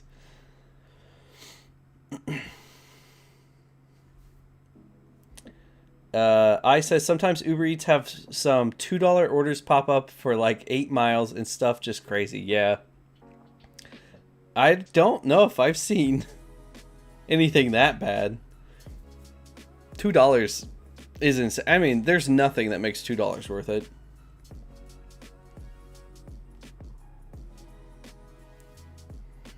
Nature Zone said they started Grubhub during lockdown and everything was going great until it was over. Yep, that's what happened. It's actually, I think what happened was a lot of people started working it when jobs were closing down and stuff, and I think a lot of people weren't working right at the beginning of the lockdowns, and then as things progressed, people started hearing, oh, let's do Grubhub. I mean, you know, these people on YouTube promoting it ruin it for everybody. Sometimes I'm a little conflicted about that. I'm like, there's so many drivers. What is going on? And I'm like, I mean, I guess I'm probably not helping the case.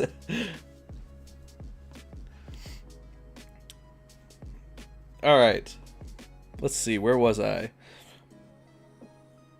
My next question. Can you do more than one order at a time? Yes, with all of them, I think you can do more than one order at a time.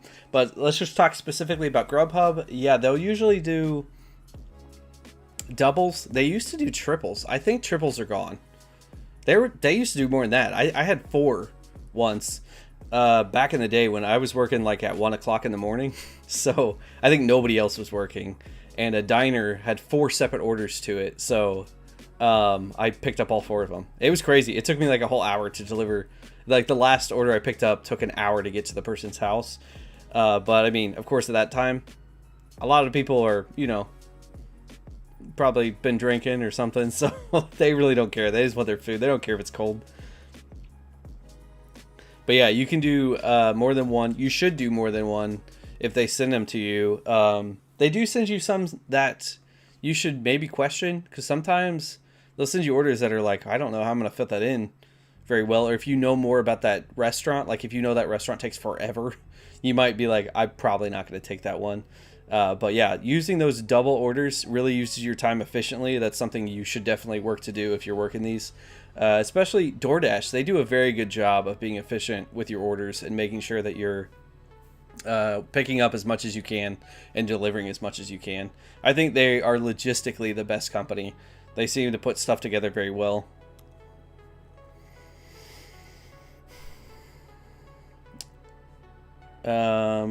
Louis says, congrats on your activation. Thank you, Louis. I'm pumped. As you can tell, got my Grubhub stuff out ready to go. I says, I picked up when I moved to South Carolina, so I didn't have to go back to a 9 to 5, and I love it. And yeah, YouTube probably makes it look even more of a glamorous job, so people started picking it up. I mean, I feel like a lot of my videos don't look too glamorous, but of course that's like what I mentioned earlier. I get a little stressed. I try to, try not to be so stressed. It is hard too, doing these like vlog videos, because it's already hard enough trying to like maintain everything and drive, like doing delivery apps, but then when you're trying to like record too, it's very hard to like find the time to make that all work. I probably need to get like an actual vlog camera to have, because it's really hard to be using my phone for delivering and for recording myself at the same time. But yeah, don't want to go back to a 9-to-5. I agree there. I've never actually worked a 9-to-5. I've only had like one W-2 job, and it was 11 to 7, which is basically 9-to-5 but 2 hours later.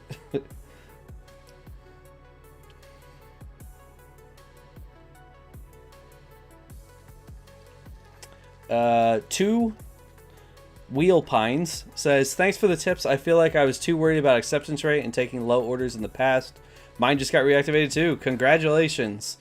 Yeah, the acceptance rate and stuff, it can be worrying, and there's a lot of people out there that'll say like, oh yeah, make sure you accept things because they'll deactivate you if you don't accept things.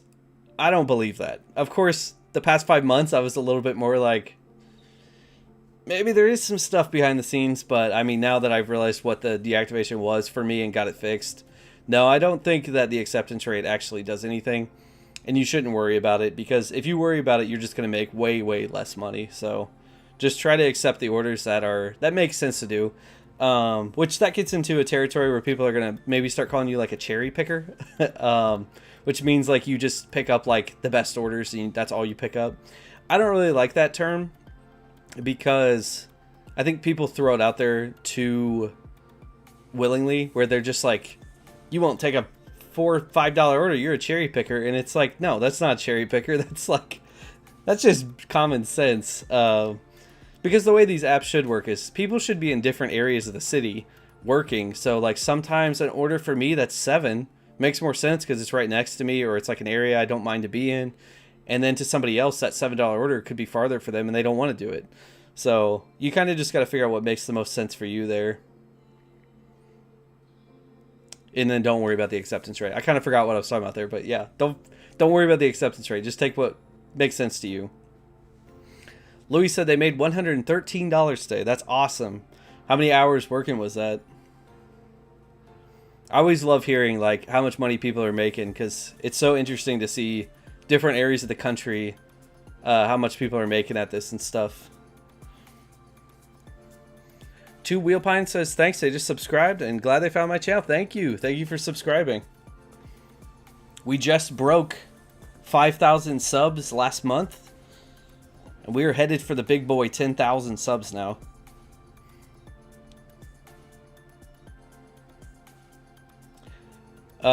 John says, sometimes small orders and close orders add up. Yeah, that is definitely true for certain apps. I would say Grubhub, you got to be more careful with the small orders, because Grubhub has a lot more weighting than the other apps.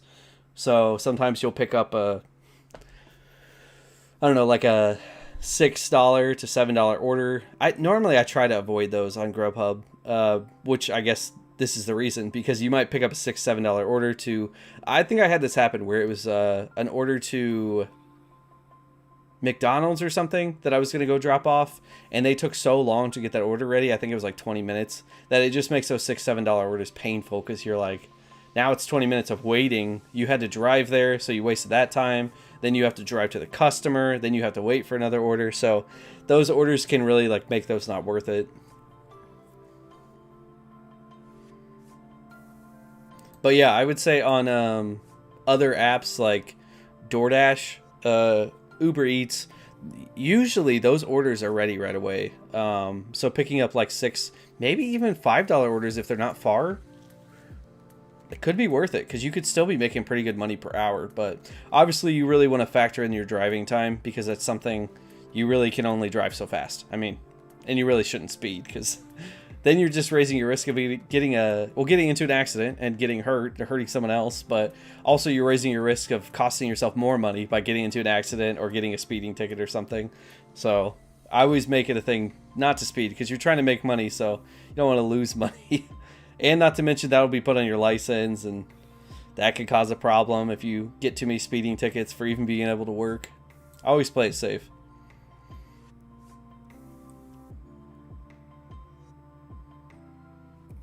I said Simpsonville tonight.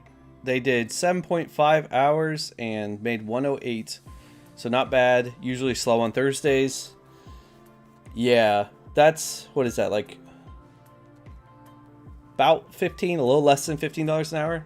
That's not too bad for a Thursday. I mean, especially working 7.5 hours on a Thursday, it's hard to find those like peak times where people order working that much on one day, especially on a weekday. So that's pretty good. It is football season, so those Thursdays might actually be better right now. Same with Mondays, because there's football on.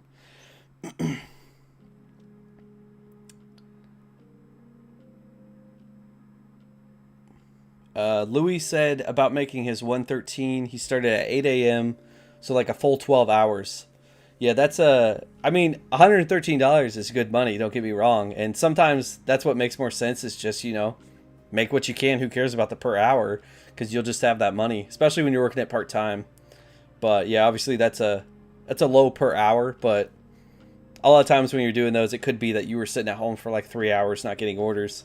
So you can do whatever you want at that point. So I guess you got to weigh that, figure out if that's like, if it's worth it to you or not. That's what all this is about. Okay, next question we have is, can you work multiple apps at the same time? So I just talked about this in Deactivation a little bit. This is an interesting question because a lot of people like to multi-app. That's what it's called when you work more than one at the same time. And I actually think it is a good thing to do. And if you can learn your region, what apps do the best at what times, you can make this work for you. But where you have to be careful is I do not recommend accepting orders on both apps at the same time. And it does get a little bit difficult because obviously, you know, when you're working, let's say you're working Grubhub and you've got DoorDash on and another order comes in for DoorDash that's like $25 or something, which DoorDash really never shows you that would be 25, but it's a good order. And you've already got a Grubhub order going. It's so tempting to be like, oh my gosh, 25, I got to take that. But that's where you're going to get yourself in trouble. So if you're going to multi-app, you have to just be like, you know, if another order comes in when you have an order, you're not going to take it. These jobs can get stressful enough. Multi-apping can be really hard. But the times I would say when it can be good to do it is if it's a really slow time of the day. So for instance, between lunch and dinner, there were times where it would just be real slow and I would just sit there for hours not even getting an order, or late night. Sometimes what I like to do late night now is use DoorDash and Uber Eats at the same time. And then not accept orders at the same time, because that's a lot easier because they don't get sorry, they don't get orders as fast as at that time of the day, and I'm able to, you know, maintain doing those orders. Sorry, I just lost my train of thought there for a second. I've got this ring light in front of me, and sometimes when I'm talking, it's just kind of like a bug on a bug zapper. Just get lost in it. Did I answer that question fully? I was asking my own question. Yeah, so multi-apping, yeah, definitely be careful with that.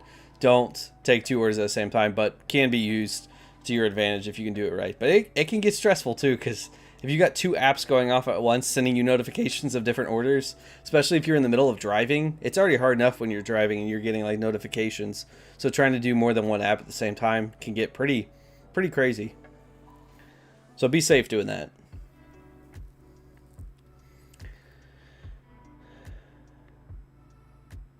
Louis said they're not considering per hour because they're mostly at home. They drove about 5 consecutive hours tops. Yeah, that's the way it is sometimes. I actually used to drive up to Ohio, or actually I'd fly up to Ohio where my car was in Ohio. This was back before I got transferred to this region. That took me a year. There was a time where I was actually flying to Ohio, and then I had a car there that I was working with. And I would work as much as I could, because obviously I was taking a flight up there and I'd be up there for a week, which I was visiting family and stuff. I'd stay with them, so it didn't cost me money to stay up there. But yeah, I would try to work as much as I could, and I would usually work like 15-hour days. And my per hour was bad because I'd probably make like, I don't know, 150 to 200. I mean, there were some days, the weekends, I might be making like 300 doing that. But obviously, the per hour is a lot lower when you add on way more hours throughout your day instead of just working those peak times.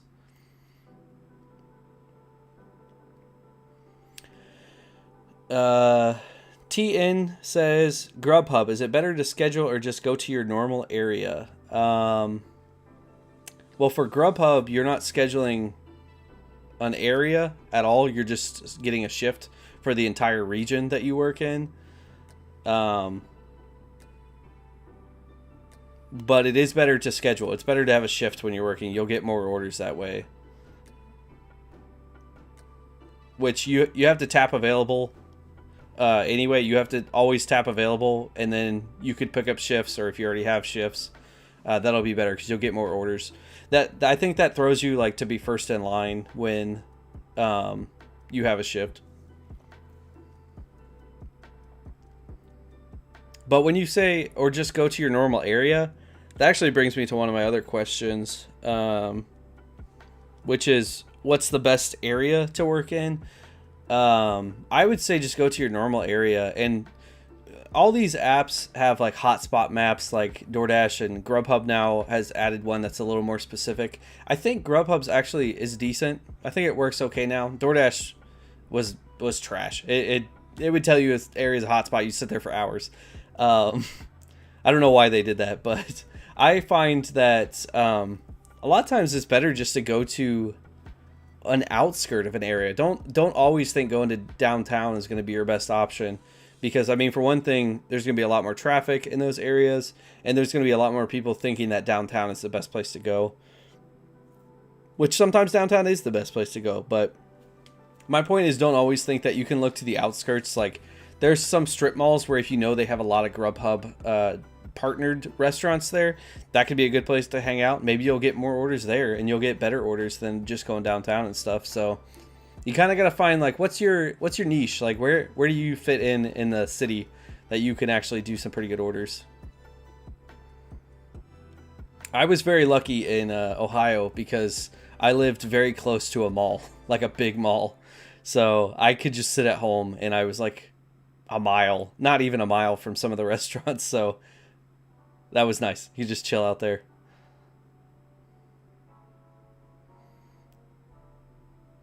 I says, have a good night. Thanks for all the advice. Thanks for coming out. I'll definitely do more of these live streams and stuff. I said when I hit 5,000 subs, I was going to do live streams, so definitely be doing more.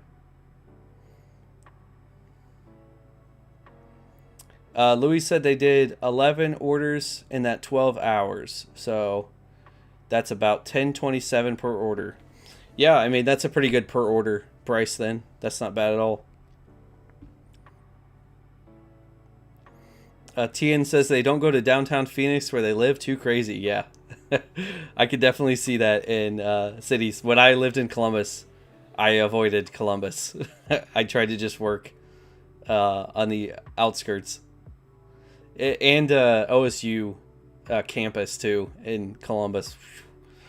I tried to work there a few times, and it was not fun. Partially because it's so hard to find students a lot of times, and where they park. The areas are so difficult. Like, you really got to know where you can park at places and how to get into places. A lot of places have like codes and stuff, so it can be rough. That's why I say, try to find your area that works good for you. That's not going to be too crazy. Sometimes you'll find that the areas where you actually can get bigger orders might not be the areas you want to work, because your day will get way more stressful and actually take longer because of stuff coming up. So it might be better to get to get lower orders, so it would look like you're going to make less, but you might not actually, because you just don't have to deal with as much. Okay, next question. This is what I'm talking about. Is parking difficult, and where do you park? Yes, parking can be difficult, definitely, depending upon where you work. For the most part, if you work like in a place that's not like a main city that's really busy, you're probably going to find parking okay. some places will have their own parking spots that are like specifically for you, maybe behind the business. You can see that in the app.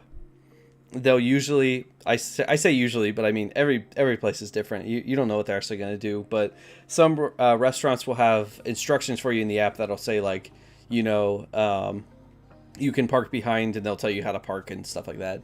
But yeah, I think Grubhub actually got rid of their parking recommendation that used to be. Yeah, actually, I think it's gone. It used to be that they would show you where they recommend parking, like where other Grubhub drivers have parked and stuff. That was so nice, because then you could be like, oh, I didn't realize this was a parking lot over here that you could park in. But I think that's gone. I don't know why they got rid of that. But yeah, something I would recommend is try to learn. If you, for the most part, like I said, you'll probably be okay with parking. But if you have like a main city that you live in, try to learn like where you can get free parking and stuff, where they have the free parking meters or like parking garages. For instance, here in Greenville, we have parking garages that let you park for an hour. Jeez, I don't know why my voice is so cracky today. My throat's a little dry from talking so much, but I think I'd be used to this because I sit down in front of the camera and talk through my videos all the time.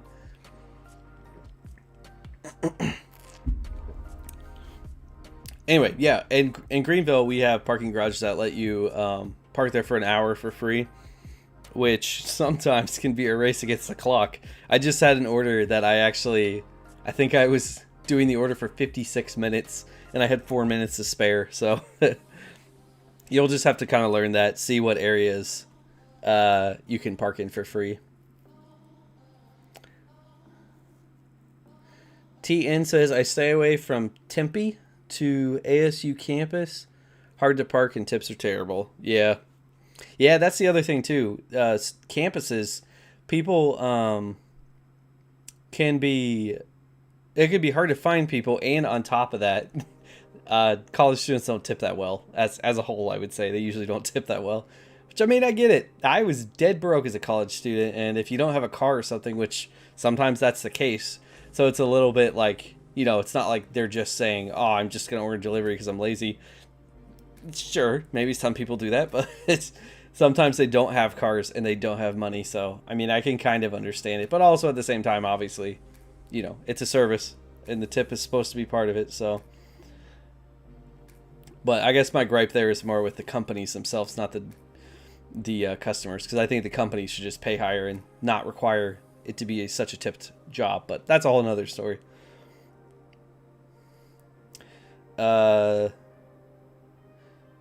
Louis says, I've seen a couple orders going down there for over 20, but I'm not about to go looking for parking on a one-way street and all that mess. Yeah, it can be difficult sometimes.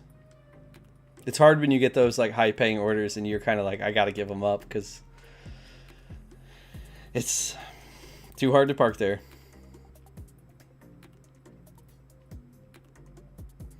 Louis said, cheers to customers who give good directions to their complicated addresses like building numbers and landmarks. Yes, I do really like that. I should probably do a video that's like directed for customers, because a lot of people ask me when they order food, like, what should they do to help make our job easier? And I could probably, you know, tell them a lot of things that they could do that they wouldn't think of. There is one thing there where, I mean, sometimes, like, it's really helpful when a person's like, hey, it's not where Google Maps is going to take you. Like, drive down the street farther and then look for, like, you know, like a red Jeep or something.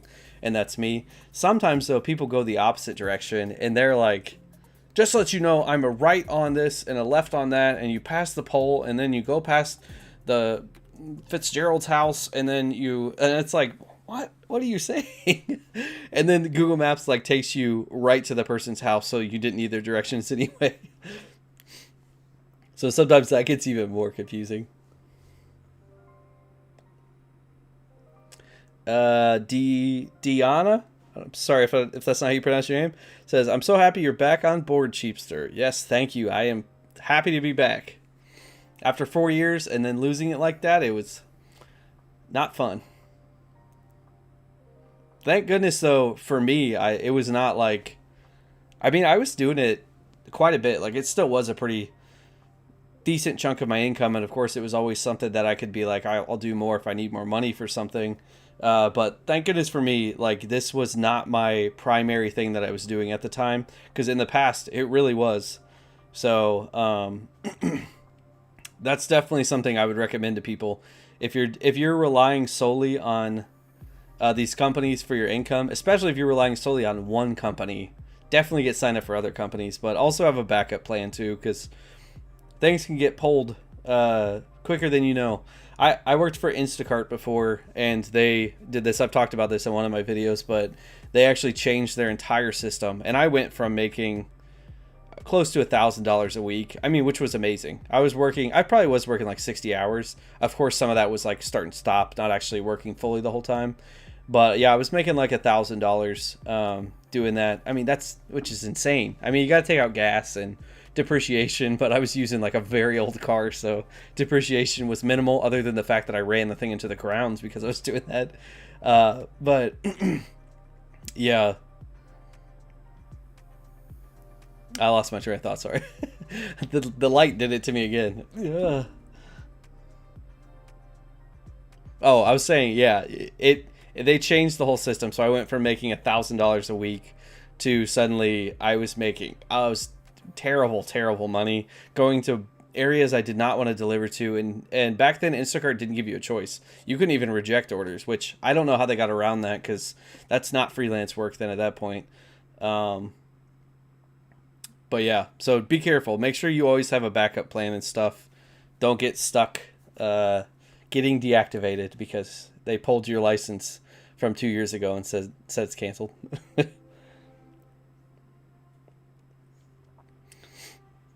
All right, next question. If you guys have any questions, let me know now, because I'll probably do this for a little bit longer and then I'll wrap this up. So let me know any of the questions you have and I'll try to answer them. Okay, my next question is, how much do drivers really make after car and gas? I get that a lot, where people say, okay, you made this much per hour, but you've got to pay for all this stuff, so how much do you actually make after all that? Of course, that's a question that's difficult to answer depending upon what kind of car you drive. I recommend driving a car that is a good value, a car that's not going to depreciate super quick on you. I drive a Honda Civic, so I would recommend something like that. And if you've got that, the depreciation in your car will be minimal. Of course, right now car prices are through the roof, so it's starting to become worse. And then the other thing is gas. When you have something that's fuel efficient like a Honda Civic, gas is usually pretty minimal too on your profit. And again, another problem, gas prices have almost doubled in the past year. So that's more of an issue. And if we see them keep going up, I mean, if they get to like, $3 is already tough. That's pretty much what it is in my city right now. I know other areas around the country, it's pretty bad, but if it gets up to like $4, that really does start to cut into your profits, and that gets pretty difficult. But I would say for the most part, it's gotten a little bit higher than what I used to estimate, but I would say it usually costs probably something like $3 for every 10 miles you drive. I think that's what my estimation was in real cost to you, whether that's depreciation or gas. But like I said, that number is very open to changing based on what kind of car you're driving and stuff.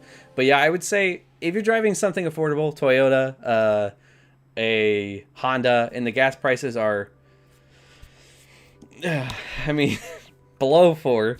If they get above 4, then you start to get into more like, oh man, especially if you don't have a fuel efficient car. But I would say a good estimation would be, you can say for every $10 you make, you subtract about 3 in cost to yourself.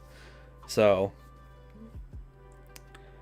it's a difficult thing to kind of weigh out. I do want to make a video on that where I kind of break down the math, because it's a question I get a lot from people. But another thing I would say about that though is, people do say too, yeah, gas, depreciation, that stuff affects you. But a lot of people say, well, then you also have to take out your extra taxes you're going to have to pay because you're self-employed, which if you don't know that, yeah, you will have different taxes because you're self-employed. Because that's what a 1099 worker is, which is what you'll be with Grubhub, DoorDash, and Uber Eats. But the thing that I actually notice, and this is another thing I would like to break down the math on sometime, is you actually are probably going to drive so much with your car that the deductions for that might outweigh the extra you have to pay in self-employed tax. So you actually might pay less in tax working these jobs, even subtracting those expenses that you can take on as tax deductions, than you would at a W-2 job. Because I mean, also at a W-2 job, you probably have to drive to it, and you can't take any of that driving as a deduction against your taxes. So there are some things with that where it's like you actually might get some tax advantages to driving, where you actually will pay less tax doing this work than you will working a W-2 job. But of course, that's theoretical, and that changes based on a lot of factors. But I think for the most part, that's kind of what ends up happening. So don't factor extra tax payments into what you get paid, because I think usually that's not going to affect, at least I'm just talking about if you're trying to like kind of theoretically think through what you should make to make it worth your time.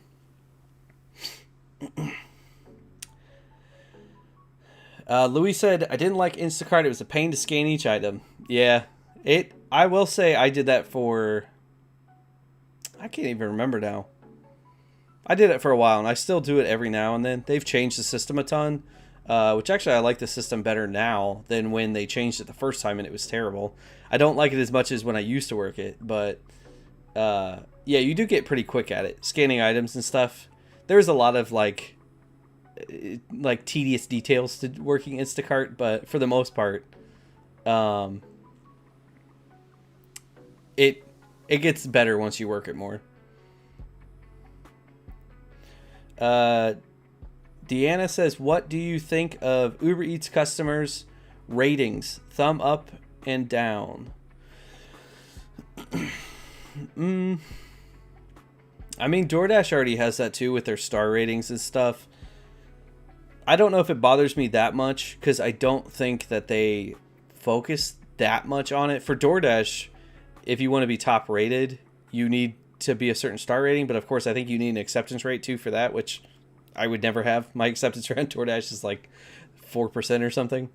So as long as Uber Eats isn't like taking into account the thumb up and thumb down as like a huge factor for what orders they'll send you or if they're going to keep you on the platform, I don't mind it that much, because I guess it can at least kind of give you an idea of how you're doing with orders and stuff.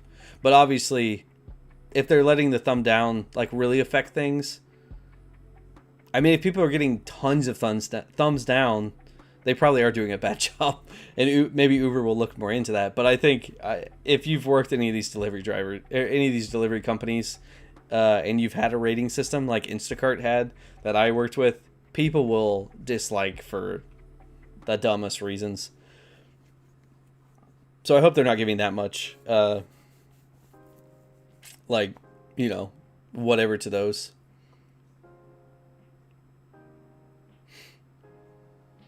Tian says $3.79 a gallon here in Arizona. Whoo, that's rough. That's bad. That reminds me of back when I was in high school. I remember gas was over $4, and gosh, going anywhere was like, and cars weren't as fuel efficient either. So at least nowadays it's like, okay, gas is cheaper than it was then when it was over $4, and we have more fuel efficient cars, and inflation's already pushed stuff up too. So it's still not as bad as back then, but it's still pretty bad. But yeah, back then, if you had like I used to drive a Jeep sometimes that, I think that thing got like 15 miles a gallon or something. So I mean, if I had to drive 15 miles, I was like, oh, I got to spend like $4. I didn't have $4 in high school. I was broke. I was playing baseball and had no time. I did work businesses, but when it was like winter months, that's usually when my stuff slowed down, and those are rough times for money. Two Wheel Pine says, do you like doing Grubhub and stuff over Instacart, and is this all you do for your primary income? Yes, definitely for Grubhub. I like that better than Instacart. Of course, Instacart, I think in certain areas, it could probably be a very good moneymaker. It's a little slammed in my area with drivers, and the way they do it now is it's like a first come, first serve system. So it's really hard to get the good orders because they pop up and they're gone. I mean, you got to accept them really quickly. You can check out my video I did on my first day doing Instacart here in Greenville to see how that kind of is. But for the most part, I like Grubhub better just because it's a little more transparent with what you get paid. I mean, since the orders come in and they show you a price right from the beginning, I like that because then it's like, okay, well, you know what you're going to get. So you can make a decision right then and there. You're not trying to make a bet. I think DoorDash is more of a gambling system where it's like, here's the price that we're going to show you, but it could be more. So you want to like, it could be like $30, dude. Yeah, it was just 8. I mean, it's like a gambling system. So I don't like that as much. But I still use them. Like, there's still times when I use them and they're still better than Grubhub at certain times. But yeah, Grubhub I like. And then, is this all I do for my primary income? No. Obviously, YouTube is a big part of what I do now for my primary income too, and these delivery things. And on top of that, I have an eBay business, so I do that kind of stuff too. And now, I've been a handyman for a very long time, and now we bought our first fixer-upper house. So a lot of my job is now fixing up this house.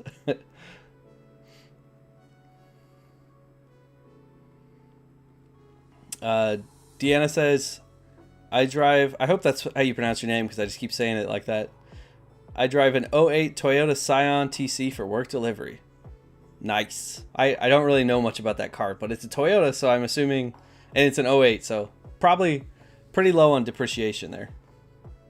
Yes, that is how you say your name. Good.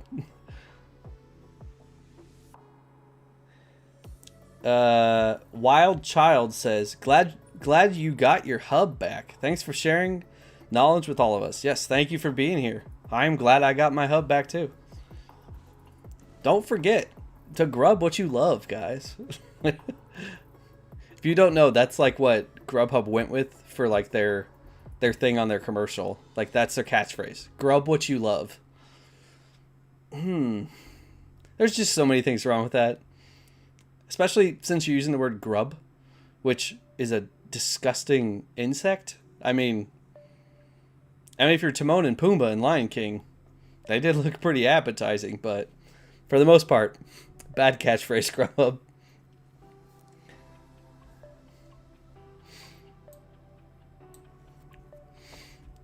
Tian says, on DoorDash, you deliver an order that is leave at door, but customer comes out.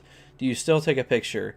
I think the customer gave me a 1-star for that because I sat the order down and took a picture. Yeah, those are awkward moments. I think if you're talking about DoorDash here, they have a button that says I handed directly to the customer.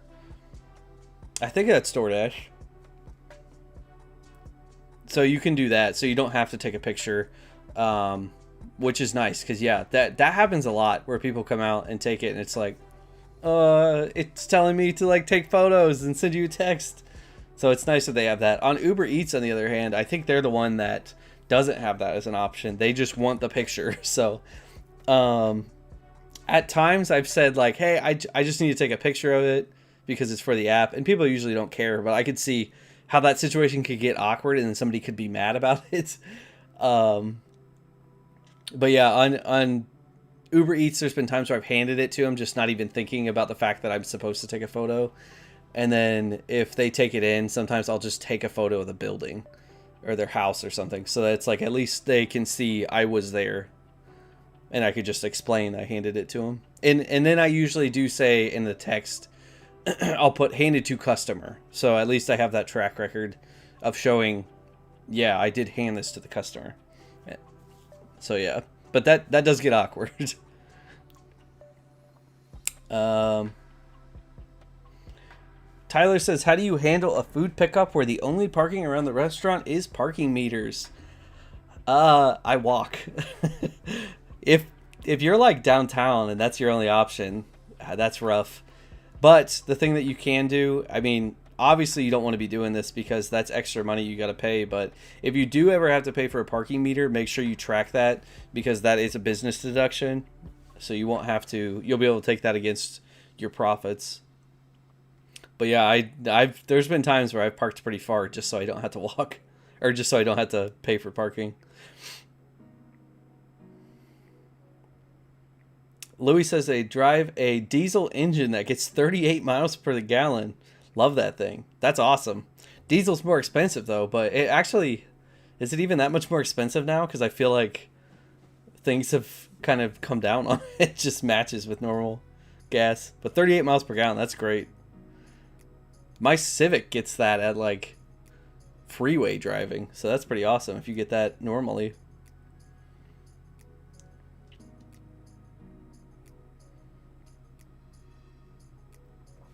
Deanna says, grub, grub, grub. Gotta heart the hub. TN says, yes, DoorDash has that option for handed it directly to the customer. So yeah, I would recommend doing that. OG Bruce says, I do Uber Eats and tell them I need to take a picture and most want to pose with the food. That's funny. I've never had anyone who like is lighthearted about it. Most people are like, what are you doing? And I'm like, that's what they tell me to do. I don't know. I'm definitely like careful taking a photo of them, because then I feel like people are going to be like, what are you doing? I'm like, I don't know. Sounds like you have more fun customers than I do. Or maybe you just communicate it a little bit better than I do. Uber Eats has the stupid 4-digit PIN number for the handoff, and I have to get the code from the customer. Please explain that. Oh man, I don't fully understand that, because I've seen that at times, but not always. And I don't know why it does it sometimes and other times it doesn't. I'm assuming it has to do with either the customer has claimed that it's been missing items or something in the past, or your account has been missing items for people you've brought it to, and maybe that kicks that in to do that. Because yeah, I don't see it very often, but every now and then I do, and it is a pain to deal with when you have to do that. So many people have no idea what's going on too, and they don't even know that they have a PIN, and I'm like, well, I have to get it from you. So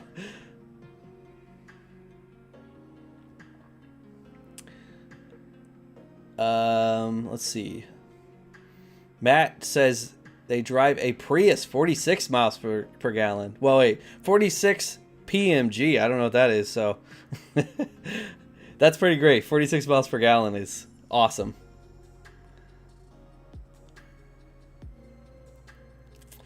TN drives a 2017 Toyota Corolla. Nice. I was literally just thinking 2017, that's pretty new. And now I'm realizing it's 2021. Time goes by fast. My car is like a 2014. I feel like I still just got that. Like that's a pretty new car, and that's 7 years old now. Louis says diesel is usually 30 cents cheaper than gas in his city. That is strange. I did feel like diesel was starting to like be different in price than what we usually see. Maybe it's time to switch to diesel. Matt said they just worked 5 hours and made $170. That is awesome. That's some very good money. Okay, Two Wheel Pine says, it seems like for me, QuickBooks Self-Employed is the best tax app. Do you have a favorite? In the past, I've used an accountant, and then I used QuickBooks Self-Employed the past 2 years. So I do like QuickBooks Self-Employed, and I liked it too because you get a discount on it through the app. They give you 50% off. It's in some place on the Grubhub app. I think all of them have it actually. I think Uber Eats and DoorDash both have it too, where you get 50% off QuickBooks Self-Employed.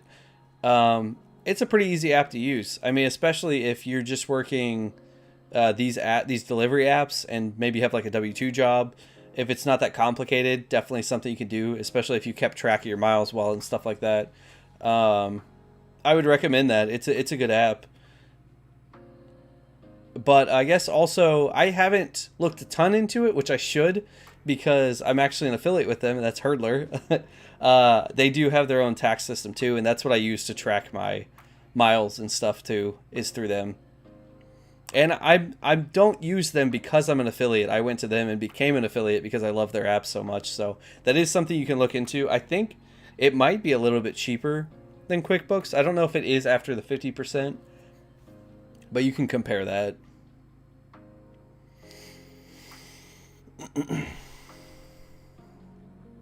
Let's see. Yeah, Matt says the code on Uber Eats is for people that have reported missing food. That's kind of what I wondered, if like people who missed food before, they're like making sure that they're not ripping the system or something like that. So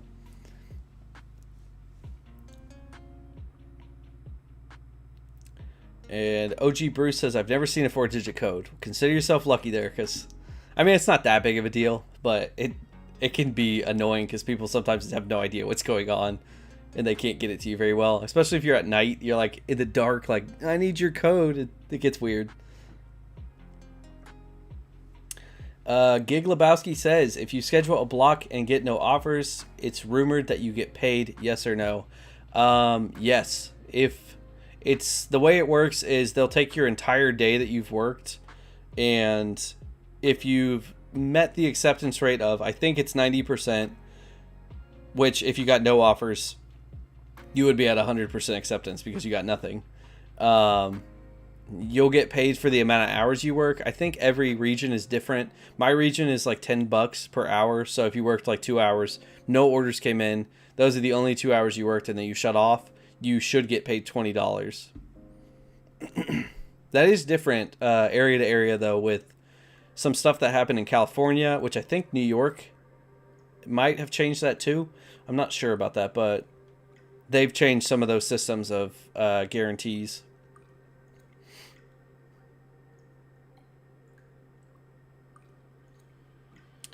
Aram,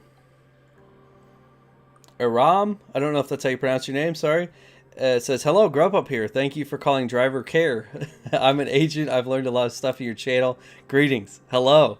Can you reactivate my account? I'm just kidding. I already got it reactivated now, but yeah, I'm glad you're learning stuff. I do hope that maybe some of these videos get up to some of the people at Grubhub that can kind of see stuff and learn like what are the problems with Grubhub drivers that can make things better.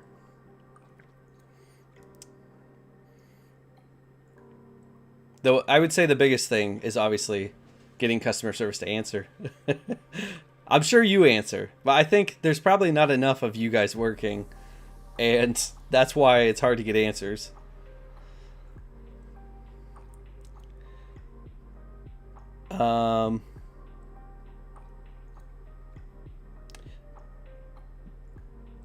Diortos? Is that like Doritos? Diortos says, help. I had an address to a college. He used auto GPS and it goes to one location in the college. Driver did not answer after 5 calls and I waited 15 minutes. I ended up leaving the food at the address.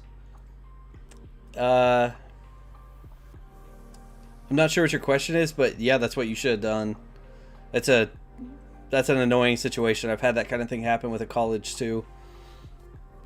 It seems like college kids a lot of times do not answer their phone and it's so hard to find them because a lot of times there's like gates and stuff. I will tell you something sometimes that I try to do is, like, if you're not even at their door, like if you can't even access their door, sometimes I'm kind of like with Grubhub where I'm like, well, there's no place, like they say leave it in a safe place, and I'm like, well, there's no place to leave it safely because it's just a gate. And you kind of like push that just a little bit. I mean, if they want you to leave it, I leave it. But I kind of push that like, well, you know, somebody could take it. It's not really a safe place. And sometimes they say, well, you can just take the food. So, I mean, I'm the cheapster. What do you expect here? I try to get free food when I can. But of course, I do try to deliver it first. I try to go through all the process. And if they're still not answering, I might try to push a little bit for that. Louis said, what do you need to get hired for Grubhub Driver Care? I guess that's a question for Aram.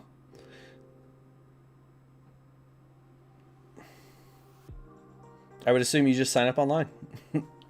Probably go ahead get signed up with them because I think they need more workers.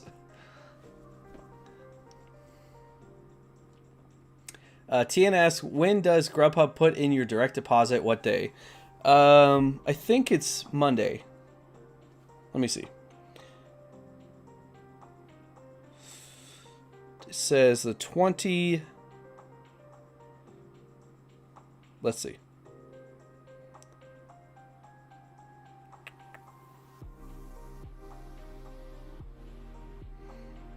I don't know. I can't see what it says there, but I think, yeah, I'm pretty sure right now it's showing that this week goes through the 21st, which would be, yeah, Monday. Which I would actually recommend if you have Chase. If you use Chase as a company, you can get free cash outs once per day up to $500. That's super nice. We have Chase, and yeah, it's been great to be able to cash out whenever you want. And I always make sure, if you do have Chase and you have it linked, make sure to cash out like on Sunday night, because if you let it get to Monday, there's like a 3-day processing. So you could cash out instantly Sunday night, or wait till Monday and then wait 3 days for it to process.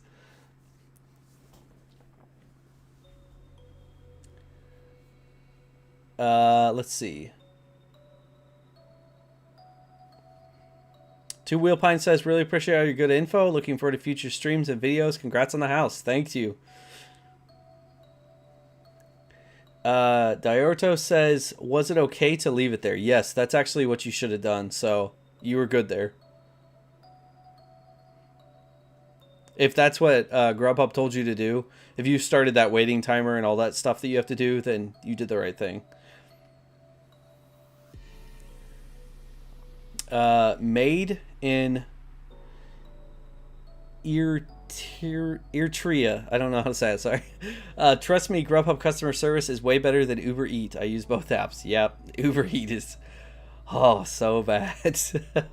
The first day I worked with them, the video I have on my channel, like it was the worst.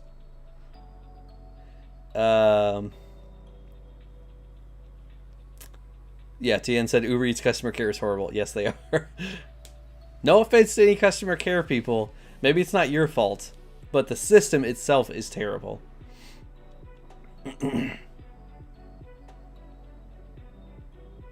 OG Bruce says, it's the worst when you have a stacked order and the first drop off is a dorm. Yes. Because then your food is just like waiting there and that other person's waiting on you. I just had that happen in the video that will be coming out soon. Not that exact thing, but where I had picked up an order and then the next place I picked up was the longest wait. And I felt so bad for the person's order I had. I probably would have gone and delivered it, but the restaurant kept saying 5 minutes. So...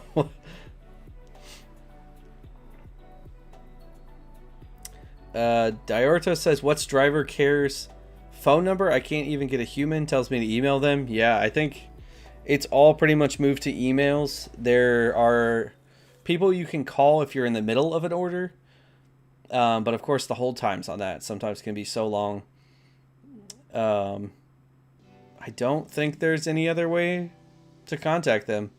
I mean, from my experience here with being deactivated, it's pretty much all emails, and it's hard to get people to respond. I think the emails get lost in the shuffle a lot of times.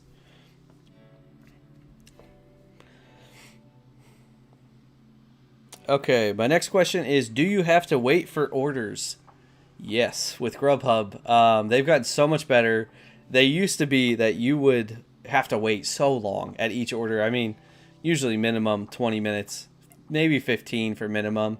But usually it would go to like 30 minutes, sometimes even longer, pretty commonly. So now they've kind of changed it so it's better.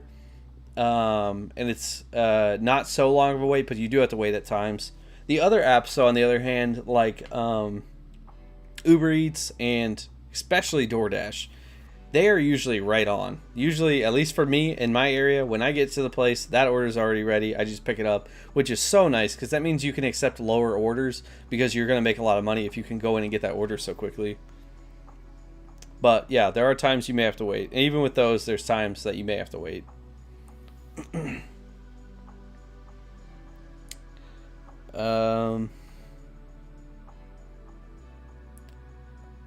Let's see. The next question we have is, can you reject orders without punishment? So this is what we talked about a little bit before.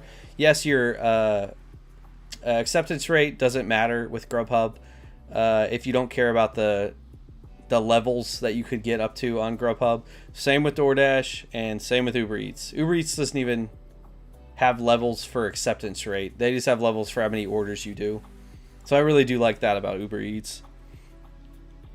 But yeah, I would definitely recommend, most of the time, don't try to keep a high acceptance rate because you end up taking orders that are a lot less. So don't waste your time with that.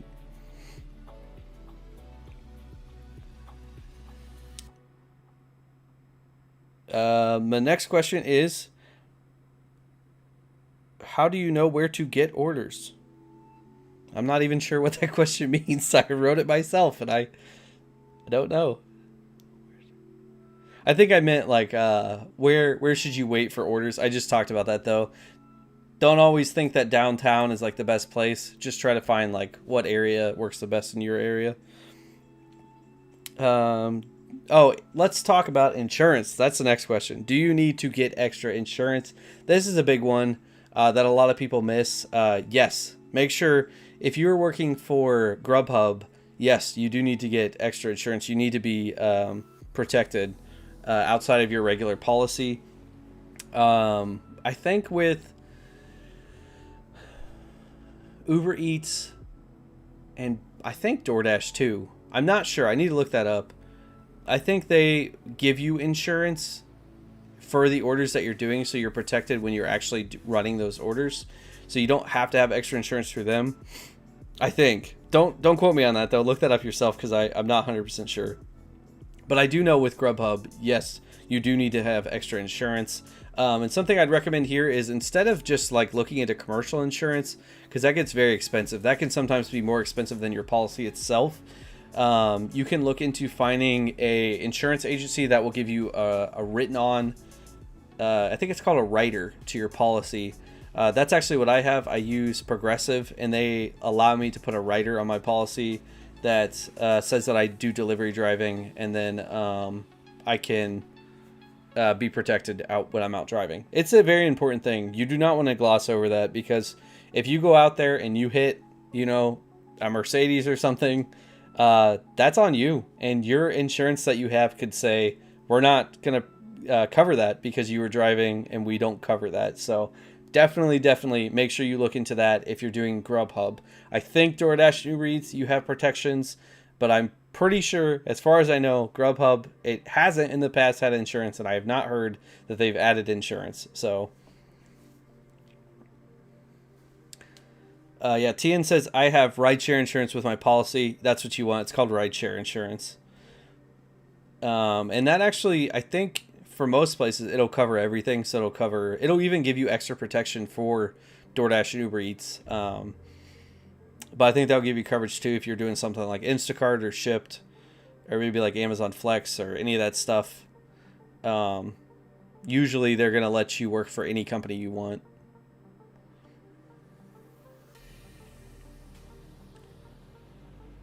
Let's see.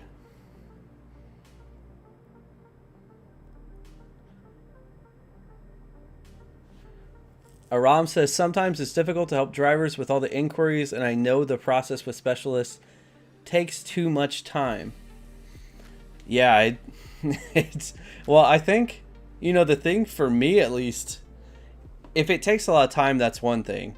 But a lot of emails fall through the cracks somehow, and they never get answered. And I don't know why that is the case. It didn't used to be the case. I think since the change of companies to Just Eat, some stuff has really kind of fallen through the cracks and made that a lot harder to get in contact with customer service. That's not to say I didn't have issues before. I had issues before too.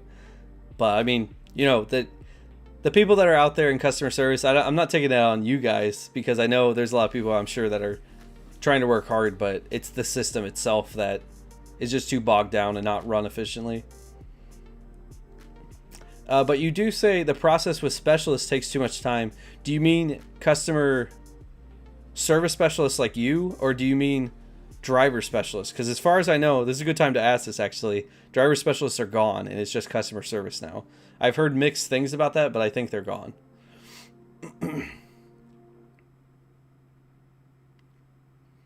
TN says $2.25 for 10 miles. No thanks. Yeah. Let's don't want to take those.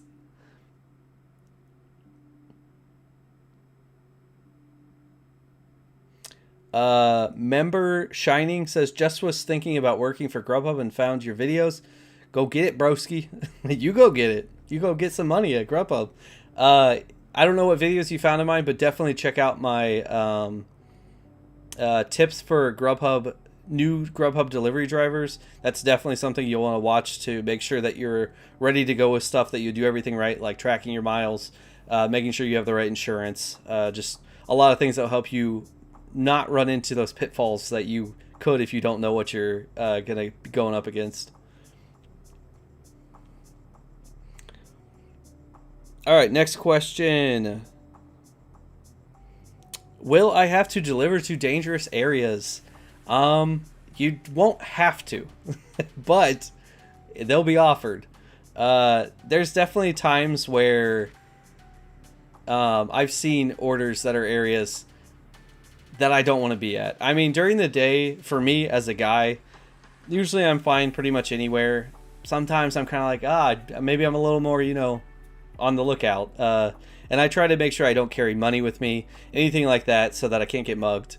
But during the night, yeah, there's places.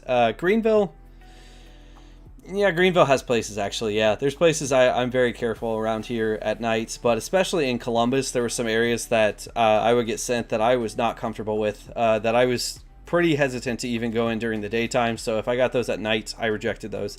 And I always recommend to people, don't feel like, if it's a good order, but it's in a bad area that you don't feel comfortable in, don't feel like you have to take it, because your safety should be top priority here, over the money. Because I mean, also, you go to a bad area, you get mugged, the money's not going to be worth it. You get your car stolen or something like that. So yeah, so it's always a good idea, if you're going to start working these and you haven't done them, or if you just don't know your area very well, your city, definitely make sure you look more into your city. Try to find those areas that you aren't going to feel comfortable with. Now, some places you might not have areas like that. They might all feel pretty fine, but of course, that's something to look for. And obviously, I would recommend, if you're a female, out there at night, just be careful. Especially with stuff like, I know I've heard people who I've heard women who have said, like, when they get hotel orders, they just do the front counter. That's probably not a bad idea if you're going to hotels at night and stuff. I mean, I guess not even just for women, for guys too.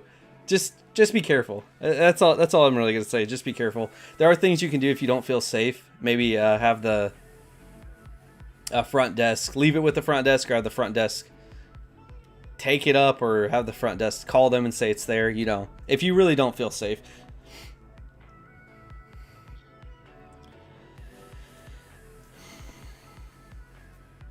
TN says, I had a strange order the other day on Uber Eats, $8 for 1 mile. Then they send me an ad on for $1.50. Yeah. Uber Eats, I feel like it's usually pretty good with the add-ons, but DoorDash, they love to do that. They love to be like, here's a $10 order, and then they're like, and here's 2. You know you want it. It's an add-on. Because they can get you to be like, yeah, you're right, it's not that much. I'll take a really low order. But yeah, I would reject those. Unless it really is like, it's in the same apartment complex or something like that. OG Bruce says, only take orders in the suburbs in Columbus. Yeah. Some suburbs are a little rough in some areas. Trust me, I grew up there. There's some suburbs I used to live in that I'm like, I'm a little more on edge when I'm delivering there.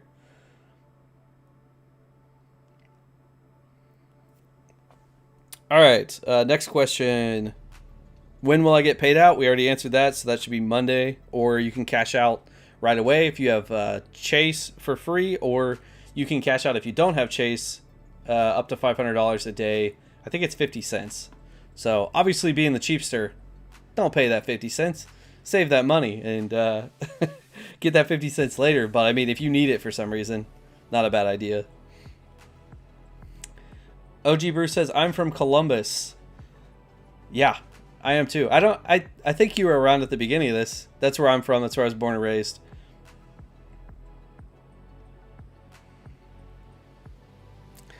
Tien says, on DoorDash, or DoorDash will send you something that they say is on your route, but it's 8 miles out of the way. Yeah, sometimes they do that stuff. I think with a lot of these apps, you really do have to be like, you know, you just have to think. None of these apps you can just kind of be on autopilot and just do whatever, because you need to be weighing constantly throughout the day, weighing the cost of taking an order, if it's going to be worth it or not.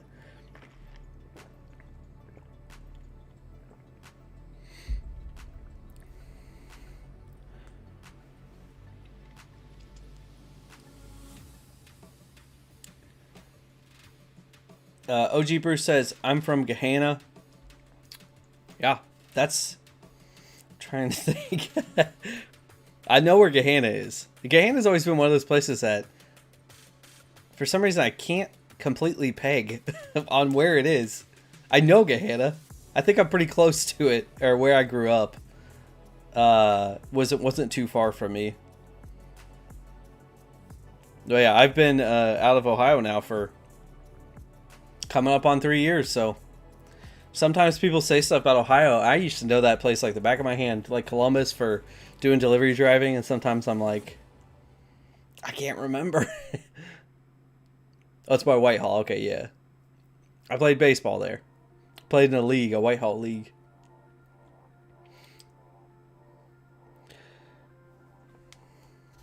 All right, next question. We've only got a few questions left, so if you guys have any other questions, make sure you let me know right now before we wrap this up.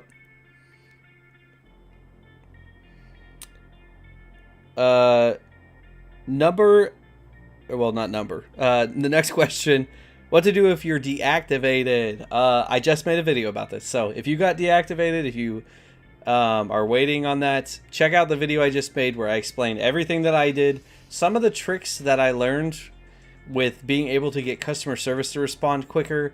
There was some stuff with that, so check out the last video I just did on that, because that was really helpful once I figured out some of these secrets to it to be able to get reactivated.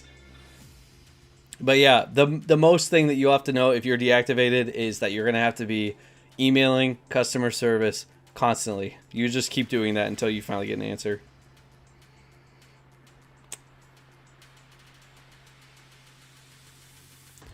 OG Bruce says, you've been out of Ohio for 17 years. Yeah. You start to forget at that point, too. Man, I think at 17 years, I'm not going to remember much. Ohio's changing so much, too. Or at least Columbus. It is always growing. So every time I go back, it's different. What is the latest you can be on a delivery? What happens if traffic is awful and it's not your fault? Doesn't matter. As far as I know, I think DoorDash does track your like time of how quickly you got the orders done and if you were slow or anything. But for the most part, it doesn't matter. I haven't seen anything that matters in the timing. That used to stress me out when I first started working. I thought you needed to be on time with all these orders. And then I realized that doesn't do anything. Because yeah, it's too much even on their end to keep up with, because it could be traffic. It could be like an issue with the restaurant. Maybe it was an issue with, I don't know, the customer. There could be multiple things, so they can't really penalize you for late orders unless it's like excessively late. Then maybe they would do something about it.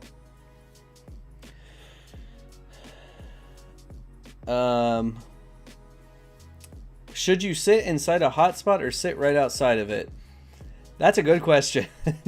Every app is kind of different with how they do their hotspots. Some of them, the hotspots are right. Like I think Grubhub, the hotspots are usually right. DoorDash hotspots a lot of times are completely bogus. You could try sitting in the hotspot and see if it works. I don't know if there's really like a complete answer to that, because a lot of the times it's going to vary based on your region, what stuff's good. I would just say figure out what you feel like works well in your area, what stuff makes good money for you when you work there. Check that out and then stay in those areas. And maybe they'll change throughout the week too. If you work weekdays or you work weekends, those areas might be different. So it's just a lot of figuring it out and seeing like what works best in your area. But if you don't know, always go into a hotspot. That's always a good idea. And then you can see kind of where the apps pull you. Eventually, you'll be able to drive down the street and be like, that restaurant's partnered with Grubhub, that restaurant's partnered with Grubhub, that restaurant's partnered with DoorDash. Like, you'll know pretty much all the partnerships of restaurants. OG Bruce says, if there's traffic, just let the customer know. Yeah, that's always a good thing. I think for the most part, customers really appreciate that when you just say, like, if something's taking a long time, just shoot them a message and be like, hey, I'm sorry, this is taking a while, but I'll get it to you as quick as I can. You know, stuff like that. A lot of times people are very happy that you let them know. And sometimes they might raise your tip if you do that. So, actually, I just had some guy that I told him that while I was waiting at a restaurant that was so slow, and he gave me a very big cash tip. So that was really awesome. Diarto says, I've been stressing out about the, what was it? The timing. Yeah, don't stress out about it.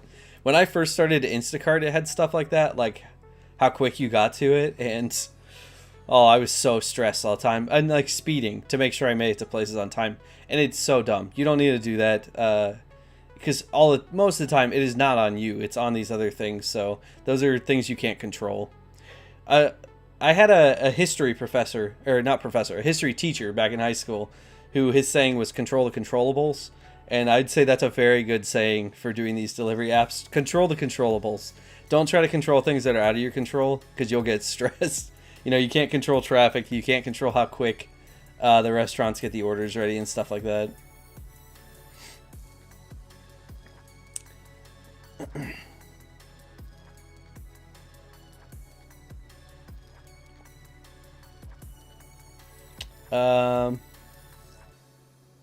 Okay. Unfortunately, I am sane says, yes, you're live. Okay. I thought it said yes. I was really confused about everything there. I thought their name was Unfortunately, and they were saying, I am sane. And I was like, that's great. And I thought they were saying, yes, I'm alive. Yes, I am live. New subscriber. Thank you. I appreciate it. We just broke 5,000 and we are headed towards 10. So it's a big one. 10 has been a big goal on my radar for a while. Especially after I hit 1. That 10 was sitting there looking good.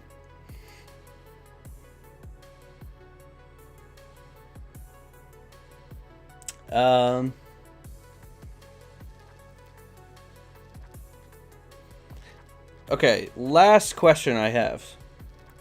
And this is a big one for Grubhub specifically, is can you work in multiple cities? Unfortunately, I'm said, yes, you're alive. Thank you. I am alive. I thought maybe you were saying that because I was deactivated, so I thought you were saying, like, you're alive because I'm back.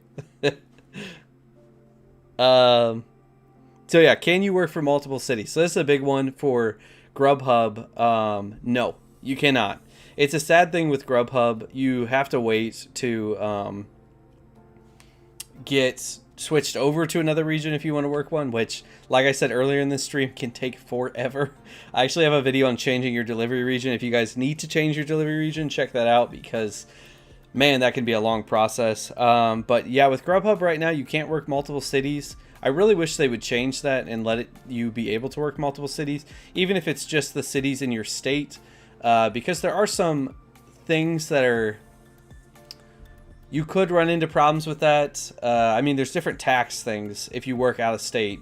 So companies like DoorDash and I think Uber Eats, they let you work anywhere. You can work anywhere that's a region. you can work it. But there is different things to pay attention to with that, because state taxes vary based on if you work in their area, if you have to pay state tax. When I worked in Ohio but lived in South Carolina, I had to pay double tax. And there was some things that I actually got to get deductions, but I had to pay double tax on the states because that's the way that those states are set up. So if you do work in different states, make sure you pay attention to that. And the same thing can come into play when you're talking about cities. If you work in two different cities, there might be city taxes that you had to pay in both. I mean, this stuff is all just like, it varies place to place, and that's one of the reasons why it can be good to get an accountant if you're going to do anything like that, to make sure you're doing it right so you don't get audited. Or, you know, QuickBooks Self-Employed or Hurdler, they should know that stuff too. If you're filing your taxes through them, they should be able to help you to make sure that you do that correctly. But yeah, I wish Grubhub would change it so we could work in different cities, because I would love to do some like traveling while still working Grubhub and stuff. But yeah, they haven't changed that so far. They're the only app right now, or the only of the main apps that doesn't let you do that.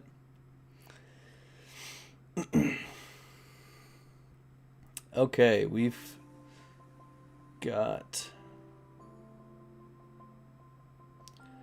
Unfortunately, I'm saying, says, I'm glad to be here. I just started delivering for Grubhub less than a week ago. Well, congrats. Welcome to the club. Hopefully it goes well for you. Good luck out there. And then they said, how do you feel about scheduling shifts versus hopping on whenever? This is something we talked about earlier in the stream. Definitely schedule shifts when you can. Because if you're not going for Grubhub, Premier Driver, any of that stuff, it doesn't matter even if you drop the shifts after you take them. And you'll get more orders on shifts. So definitely pay attention to that. Tian says, do you have any favorite gig YouTubers? To be honest, I know I shouldn't say this, but I don't watch GigTubers that much.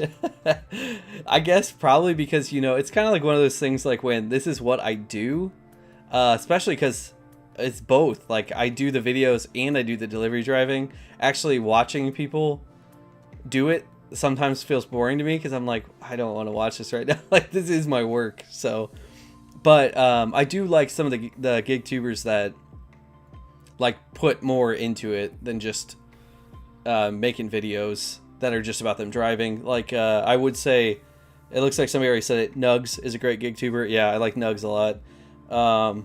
He just did a video I actually saw. I thought about doing like a reaction to it on my channel, where he did like having a magic 8-ball decide if he took orders or not. I thought that was like, that's a golden idea. I love that right there. So those kind of things are fun to watch. And that's the kind of stuff I want to do more of, instead of just doing, I mean, I kind of have done some of it, but doing more stuff that's like not just driving, but more like driving for a certain thing, or, you know, just more to the videos that make them more interesting like that. But yeah, what are your guys' favorite GigTubers? Let me know. Let's see. Diorto says, Grubhub gave me 2 orders to 2 different places. Grubhub canceled one of those orders, but it didn't take effect on my app. They then texted me and gave me a penalty for not getting the order. What? Huh. Yeah, I would have, man. That's rough. I don't know why that would have happened. I guess the thing you should do is call them during the delivery to try to get that fixed, because that's the only way to call. But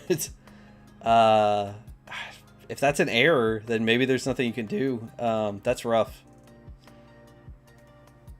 Sometimes that kind of stuff like sneaks through and you get problems where it looks like it's on you, and yeah, it's really annoying.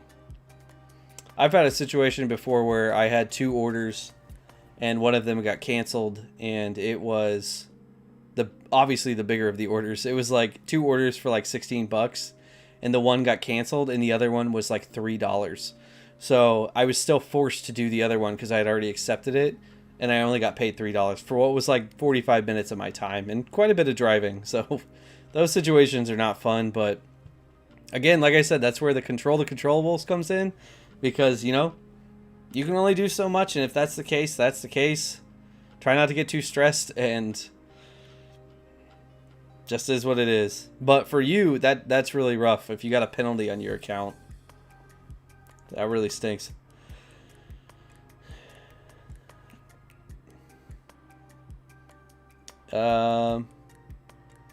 Unfortunately, I'm saying ask, am I a Premier driver? No.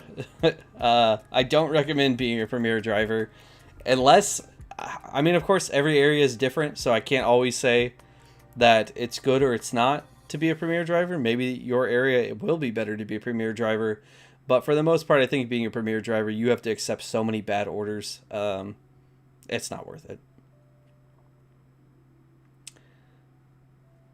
Somebody said, have you heard of J Investments? No, I have not. It sounds slightly familiar for some reason. Dan says, Grubhub sucks now. Yeah, it's gotten worse. I wouldn't say, well, I mean, of course, like I always say, it varies from area to area, but I wouldn't say it sucks in my area, but it's not as good as it was. And it's starting to get to the point where it's like, is it worth doing anymore? And that's kind of what these videos I'm going to have coming up are kind of going to be showing. Unfortunately, I'm saying says, sorry to make you repeat the topic. No, you're fine. People come in and out, so I get it.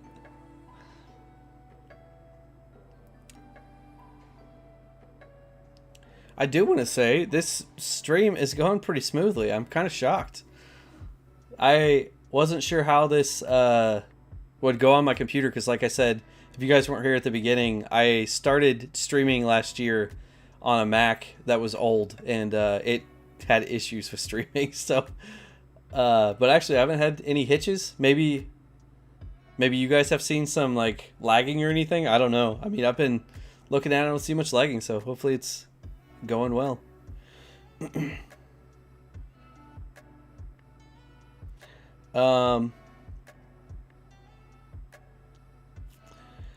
Unfortunately, I'm saying ask, what do you think makes it worth it to be a Premier partner in a particular market?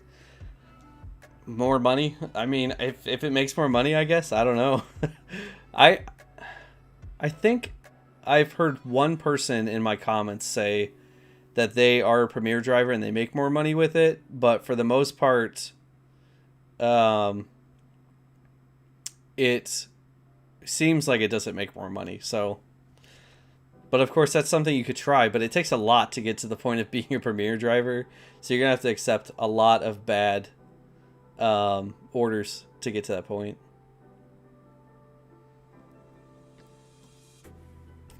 Frugal said, Frugal Granny, hey, I like that. You're right up the alley with the Chiefster there. It says, hello, Nugs. I don't think Nugs is in the chat. Got my hopes up there a little bit. I thought maybe he was here. He wouldn't be here. This is a Grubhub stream. He's a DoorDasher.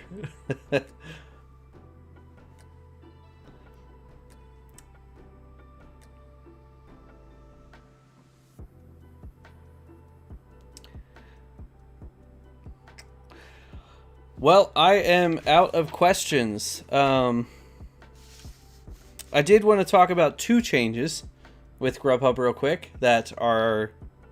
Well, one's good. The other one, I don't know. We kind of talked about at the beginning. Grubhub changed their logo to orange. So I was talking about that a little bit. So these red bags, red shirts, everything are now outdated. Now it's all about the orange. I don't know if they'll send... Well, I guess I'm sure they won't send new bags and stuff like that. But maybe for the people who just signed up, they'll get new bags. But as for that, if you're wondering with the logo change and stuff, I don't think it means anything. I think all it is just a rebranding. Because they were close to DoorDash because they were the red. I think they looked pretty similar, and maybe that confused people. So they want to stand out differently as a color. So I think that's all it really is. I haven't seen anything else that shows that it's different, but looks like it's just going to be orange now. So we're all going to be... Well, I mean, you don't have to dress anyway, so I guess we're not wearing orange, but...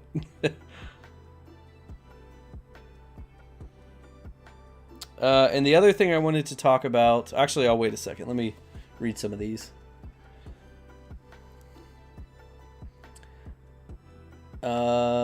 Gig Lebowski, no, sorry, don't drop channel links in here. Don't drop any links for channels or anything.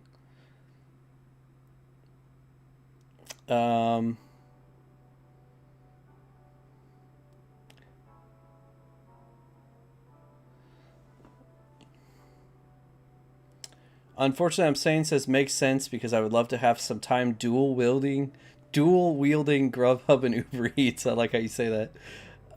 I'm not sure what you mean though. If you're talking about like multi-apping, yeah, it's good to work both. Be careful working both at the same time. Don't work them at the same time and take orders at the same time because you can get deactivated for doing that stuff.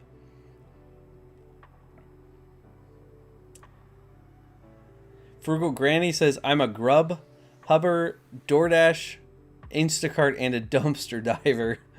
Nice. Careful with diving into those dumpsters. You never know what's going to be in there. I've definitely had my... I've never done dumpster diving, but I've done... I actually might make a good video, but I guess Mr. Beast already did that. I can't remember how that video turned out. Probably bad. Probably just didn't find much. But I've had my share of... Not dumpster diving, but like picking things, like trash picking when people put stuff out at the curb or put it at a dumpster or something. You can get some good stuff doing that. Especially at like apartment complexes when people are moving out. Definitely find some good stuff. Killer Pinecone says color orange triggers hunger. Yeah, I actually talked about that earlier, that the color red triggers hunger, so I guess orange probably does too. Blue does not. Blue apparently is the opposite, and it makes you not feel hungry, so... I watched a video on that once where they actually talked about at buffets. If they make the plates smaller and they make them blue, they actually notice that people eat a lot less food. So if you go to a buffet, you're going to get your money's worth. Don't pick up those blue plates. I mean, the smaller plates is probably a good idea because then you're not going to throw a ton of stuff on your food and just waste it if you don't eat it all. Frugal Granny said, when is the color changing? It already did.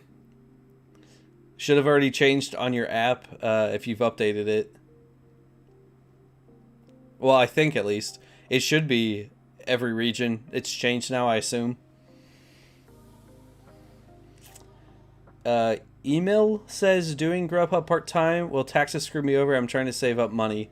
I talked about that earlier in the live stream. The thing to know about that is... they don't withhold taxes. Make sure that you are going to be prepared for that. If you work a W-2 job, your refund can go towards the taxes you owe on that. But if you're working a lot or you don't have a lot of withholding for your W-2 job, you probably do want to save some money to make sure that you're going to be prepared for that. And then you may have to start paying estimated quarterly taxes, which it's not as confusing as it sounds once you start, but... it's something you may have to start doing. I would recommend using the app Hurdler. It's actually in my description. There's a link to it that you can download, and it helps you track your miles as well as also track your expenses and earnings so that you can estimate your taxes. So it'll help you see kind of where you are throughout the year. I really love that app.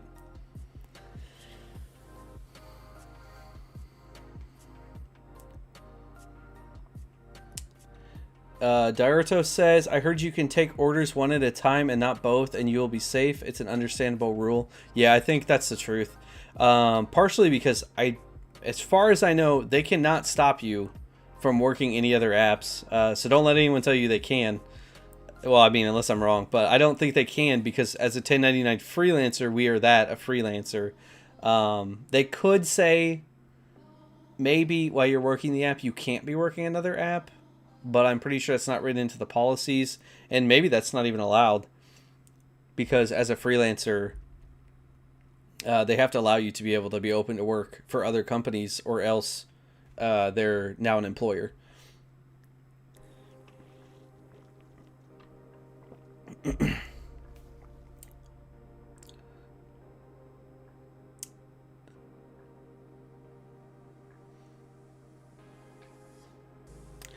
Let's see. Unfortunately, I'm saying says they didn't realize they could get deactivated for taking orders at the same time. What they've been doing is picking and choosing orders and going offline in other apps when you take an order. Yeah, I would say that's the good thing to do.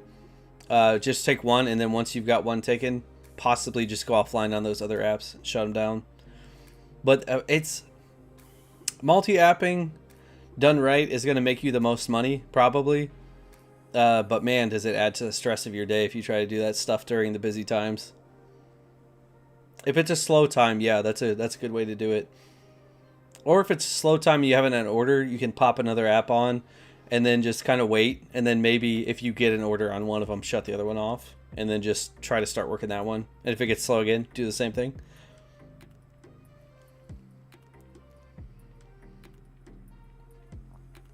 Frugal Granny says the color on the app changed last week here. Yep. All part of the Orange Club now.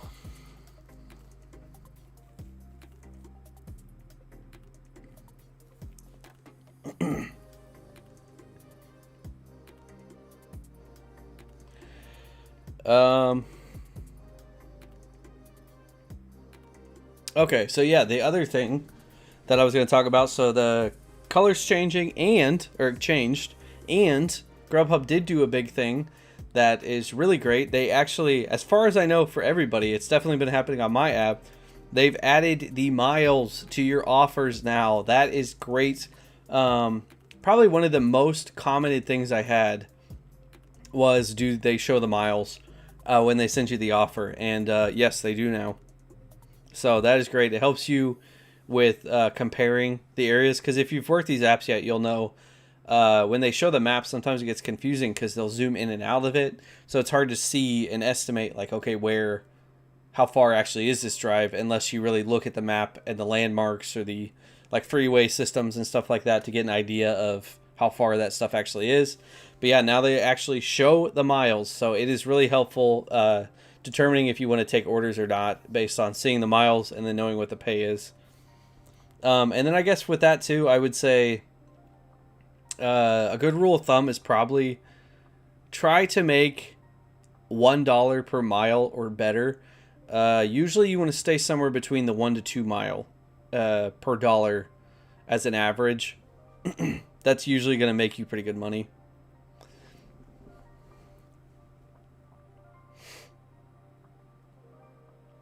But that can also change too. Sometimes there's situations where maybe it does make sense to take something a little less than $1 per mile.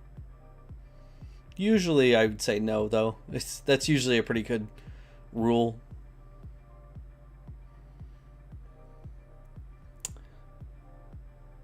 Let's see.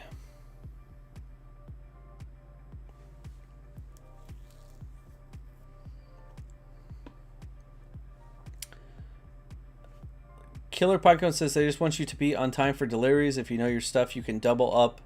It always depends on locations, but I do it with DoorDash when the offers match up. Yeah, definitely try to get those double orders if you can, if they're not going to like take excessively long for people to wait. I mean, truth be told, pretty much every delivery you make, that food's slightly cold and soggy. There's kind of like, it works, it's kind of like, I forget what it's called. The type of chart that like goes up. So it's like you get their food here and like the minutes go by, in the first 5 minutes, it's like still pretty good. And then you get to like 6 and it's like, oh, it really starts to get soggy. So, I mean, at a certain point, it's probably about as soggy from like 10 minutes as it will be to 25. So you just try not to make it excessively long for people.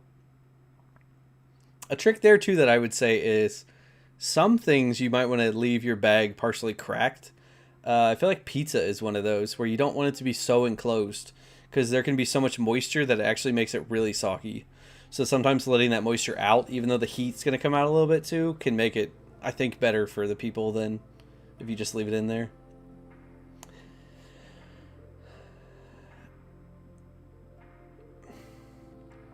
Dorado says, as long as I can make $100 a day, I'm never going back to W-2 employee. Welcome to the 1099 club.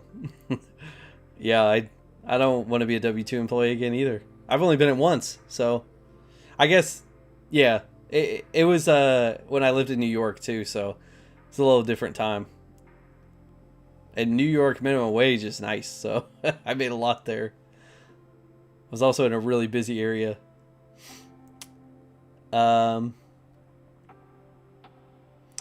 Unfortunately, I'm saying this, how do they even find out you're multi-apping? I think the way that they could find out, of course, maybe there's some stuff behind the scenes where they can like have access to your phone to see what other apps are doing. I know some apps do that, so maybe that's something that they have going on. I don't think so, but I think the way that they could know is if you're constantly like taking orders and then not going to the areas to actually pick them up or drop them off, and they can see that your tracking shows that you're like doing different things. So it's not even just about multi-apping. If you're accepting orders and then not actually just going to do them like right away, or you're like, you run an errand or something. I mean, if you need to just do a small thing, usually I don't think they're going to care about that. But if you're like, I'm going to go shop and get some shoes at Target now, and it's like you spend like 20 minutes in there, they're probably not going to be happy about that. Of course, I don't know that for sure. That's how they find out. That's what I assume, though. Frugal Granny says, I live in a small town and it's oversaturated with gig drivers. That's pretty much every town, I think, right now. Small towns, I feel like, actually, lately, have sometimes been better at making money. But, of course, if you have too many drivers in a small town, that can quickly become a problem.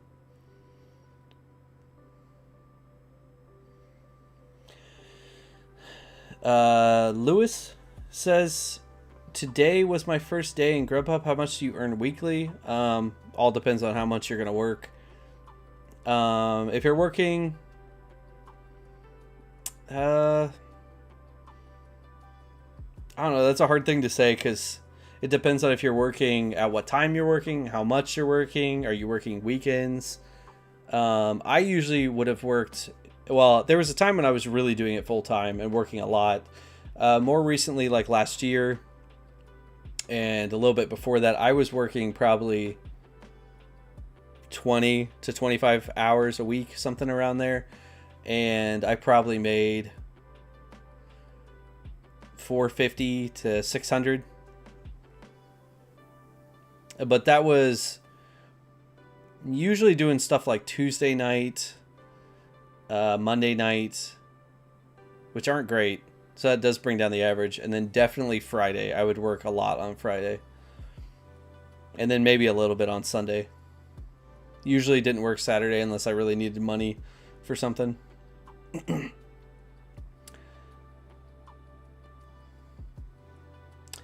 Let's see. Where are we?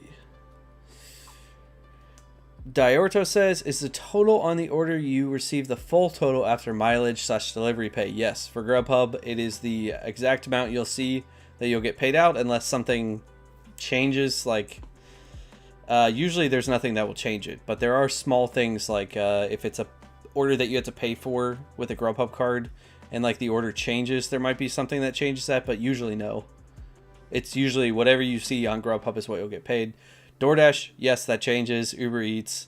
Uber Eats should be pretty much what you see, but the person can pull the tip away and you can make a lot less.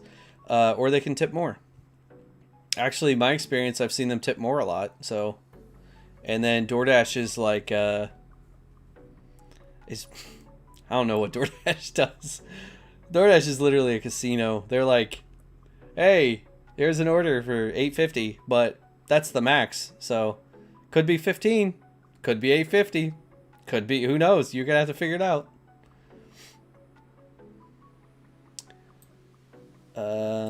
Whoops. Oh gosh, I did something to the chat.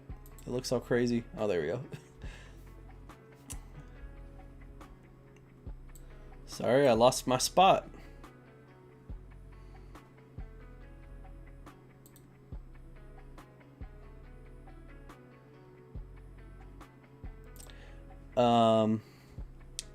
Also, let me shout out, if you guys are wondering what this music is, this is Harris Heller.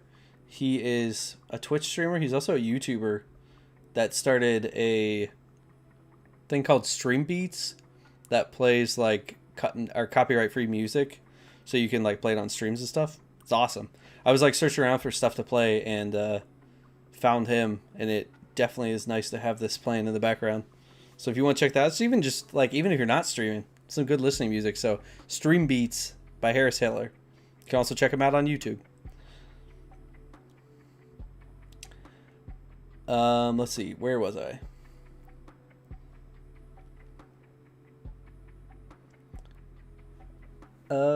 Do I do any other delivery apps at the same time or only Grubhub? I usually just do one app at a time, but at nighttime, especially if I try to work at nighttime on the weekday when it's really slow, I probably will turn on DoorDash and Uber Eats at the same time. But of course, I never take 2 orders at once. Let's see.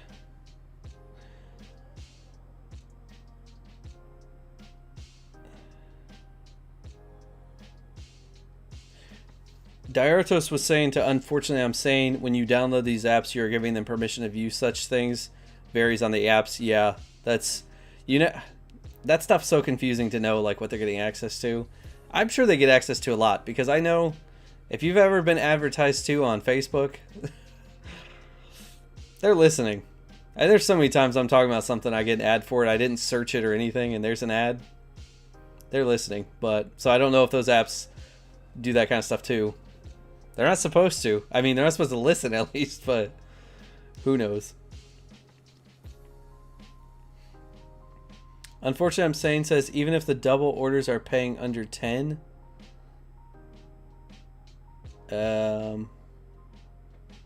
You talking about adding the double orders on? If it's a double order to the same restaurant, yeah, I would take it under 10. If it's going to be, I mean, it's all you deciding what's going to be worth your time to do. But a lot of times I would say, yeah, it's pretty good to add them on. I mean, obviously if it's like $2, $3, $4, you might not want to do that. The scheduling actually on Grubhub, is it worth it when multi-apping? That's a hard one. If you're multi-apping, I don't know if I would schedule. If you're planning to really go between them. I mean, you can. I guess there's no reason you can't, but because scheduling does give you more access to orders.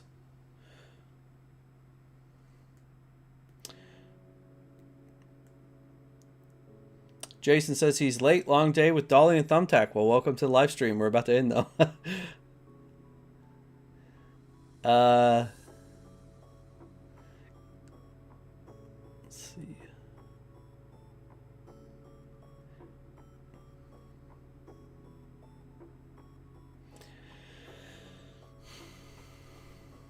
Unfortunately, I'm saying says mid-sized cities might be good. Mine is not bad. Yeah, mine was a mid-sized city. It's grown. Greenville, South Carolina is made its way onto the charts quickly. That's why I bought this house, because real estate is skyrocketing here.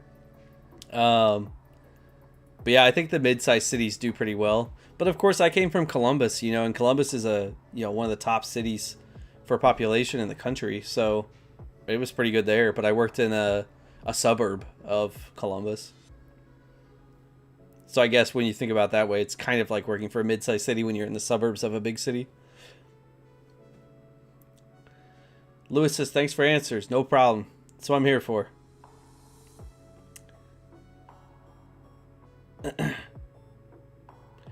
Unfortunately, I'm saying, says, can they adjust your tip after at all?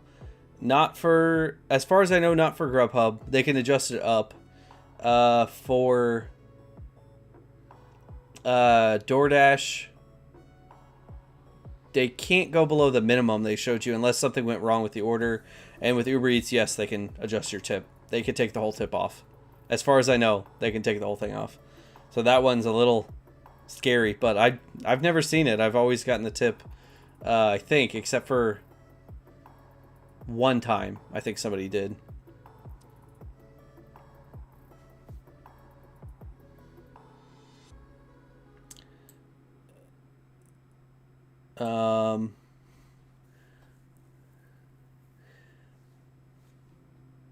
Sorry, I just jumped to the bottom somehow. Killer Pinecone says DoorDash can be a scam. Yeah, if you're working for DoorDash, that's definitely a scam. Don't fall for that one.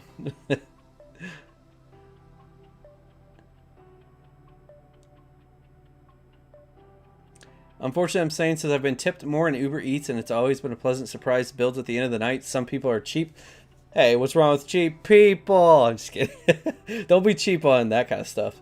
But a lot of them are truly generous. Yeah, I do feel like Uber Eats, a lot of my orders, I get more than they said I was going to get. So that's been great. Melena, I think that's how you say your name, says, are you back with Grubhub? Yes, I am. Check out my last video I just posted. I got reactivated. I talk about how I got reactivated. That's why I'm grubbing out right now. You can see all my stuff. I'm going all Grubhub. I'm still working for DoorDash, Uber Eats, though, too.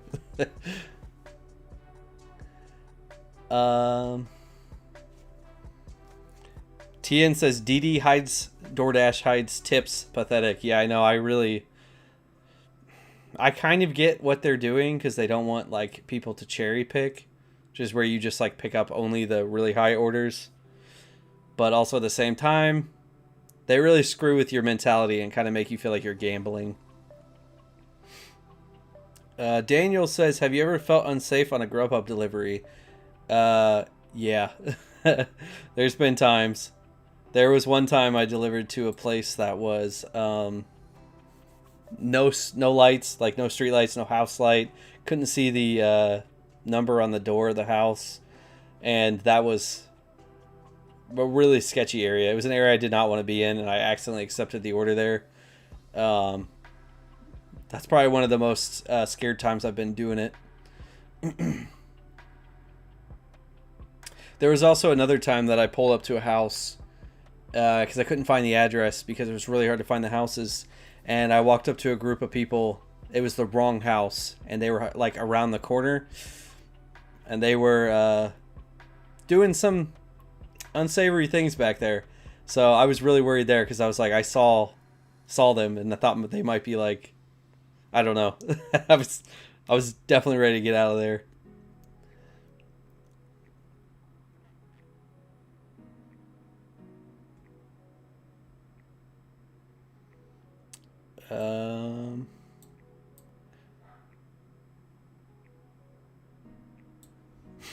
Unfortunately, I'm saying says they're always listening at this point. Google could show you an ad for your own diary. Yeah. I thought you said it could show you an ad for dairy. I'm like, yeah, they'll definitely show you an ad for dairy. Yeah. There's been times where I say things and I'm like, what? The worst part about it, this is the worst part. When you think they're listening and they give you those ads that are specifically to what you're thinking, they're always good. It's always like, what? You were listening to me, but that's what I was looking for. You can only be so mad when it's like, well, you saved me the time of looking, but don't listen to me.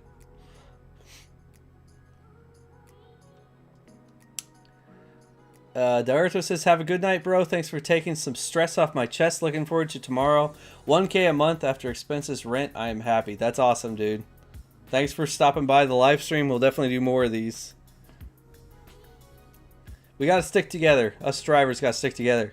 It can get stressful out there doing this stuff, especially if you don't have the answers to certain things and know what to do. And when you're trying to work more than one app, they all have different variations of what you're supposed to do.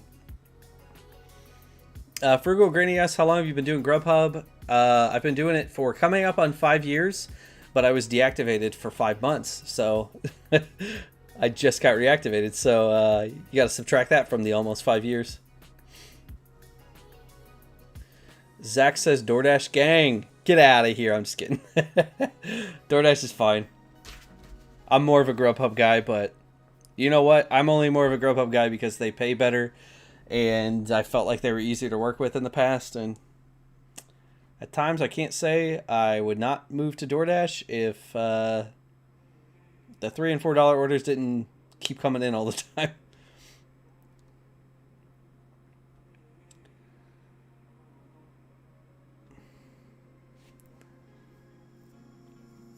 Zach says, bring it up to the 8th floor, no elevator. Yeah, those are fun. You get to the door and you're like, here's your order. Here you go. And they're like looking at you all weird. It's like, I just came up all those stairs with all your stuff. That was especially fun when I would do Instacart and you'd get those ridiculous orders like that.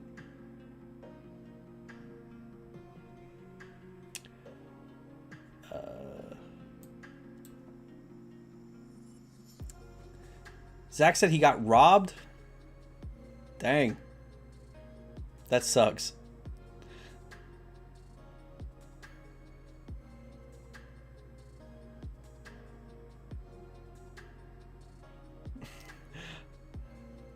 Unfortunately, I'm saying, can you imagine you're just chilling here tonight in Grubhub gear even though you're still deactivated, just in mourning? Well, what do you think I've been doing the past 5 months? This is what my office has looked like. I'm just kidding. No, this shirt was put away. I didn't see this shirt for the last 5 months. I said I'm sticking that thing in the closet. Maybe I pulled it out for my deactivation video or something. That would be it. I don't even wear this shirt when I'm on deliveries. Partially because they do the non-partnered orders with the card. And if people see you're from Grubhub and it's non-partnered, sometimes they're like, oh, you're Grubhub? Well, we don't work with them. I'm not giving you the order. So I don't want to look like I'm from Grubhub a lot of times when I get in there. Those places, sometimes I don't even bring in my bag because I don't want them to see that I'm Grubhub.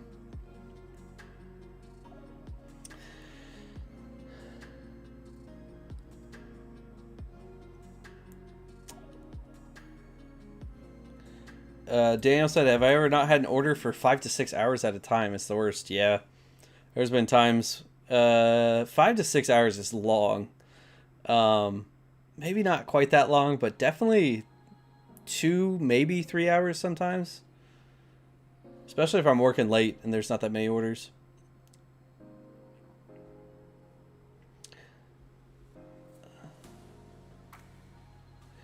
Deanna says, what do you think of, I think, point pickup and Spark drivers? They do Walmart mostly.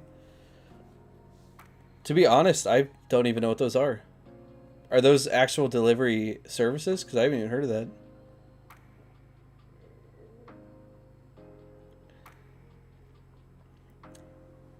Frugal Granny said, a 3-legged dog chased me, and I said, that's why you only got 3 legs. That's hilarious. That'd be a funny sight to see.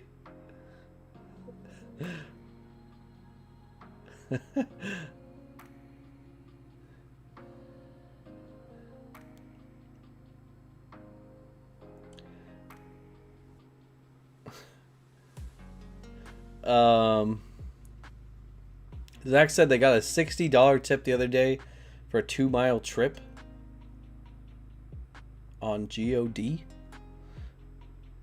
I don't know what that means, but $60 for a 2-mile trip is awesome. That's amazing.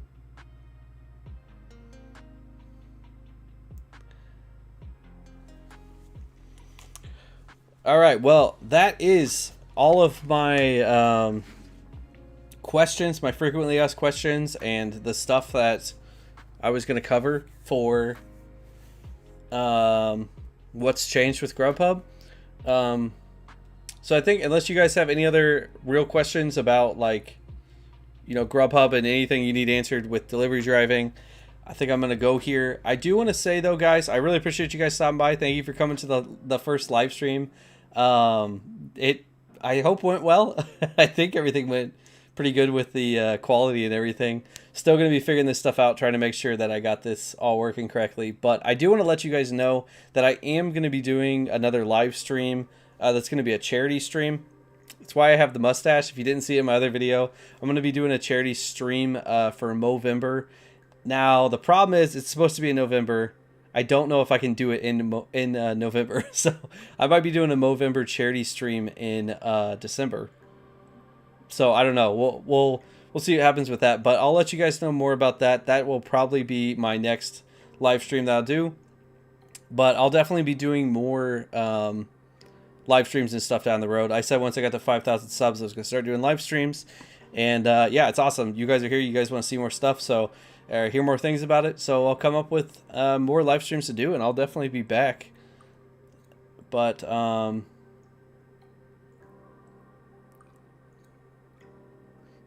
Zach says stay. The orders can wait. I'm not working now.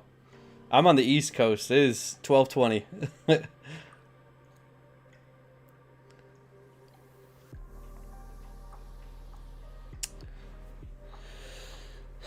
But yeah, thank you guys so much for watching this. I really appreciate it. Appreciate you guys coming out. I was a little concerned when I started a live stream. I might just be talking to nobody. But yeah, it's great to see you guys coming out for it. Definitely come up with some more stuff. If you guys make sure you watch my community post and stuff, because when I do these live streams, sometimes I may ask a question to get your guys' responses on things so I can talk about it in the live stream. So if you guys see that, just make sure to respond with whatever your answer is. Sometimes there'll be polls, sometimes it'll be just different news going on with delivery driving. So, but yeah, that's what I got for you guys today. So I really appreciate it. Thank you guys for coming out, and I'll see you guys in the next one.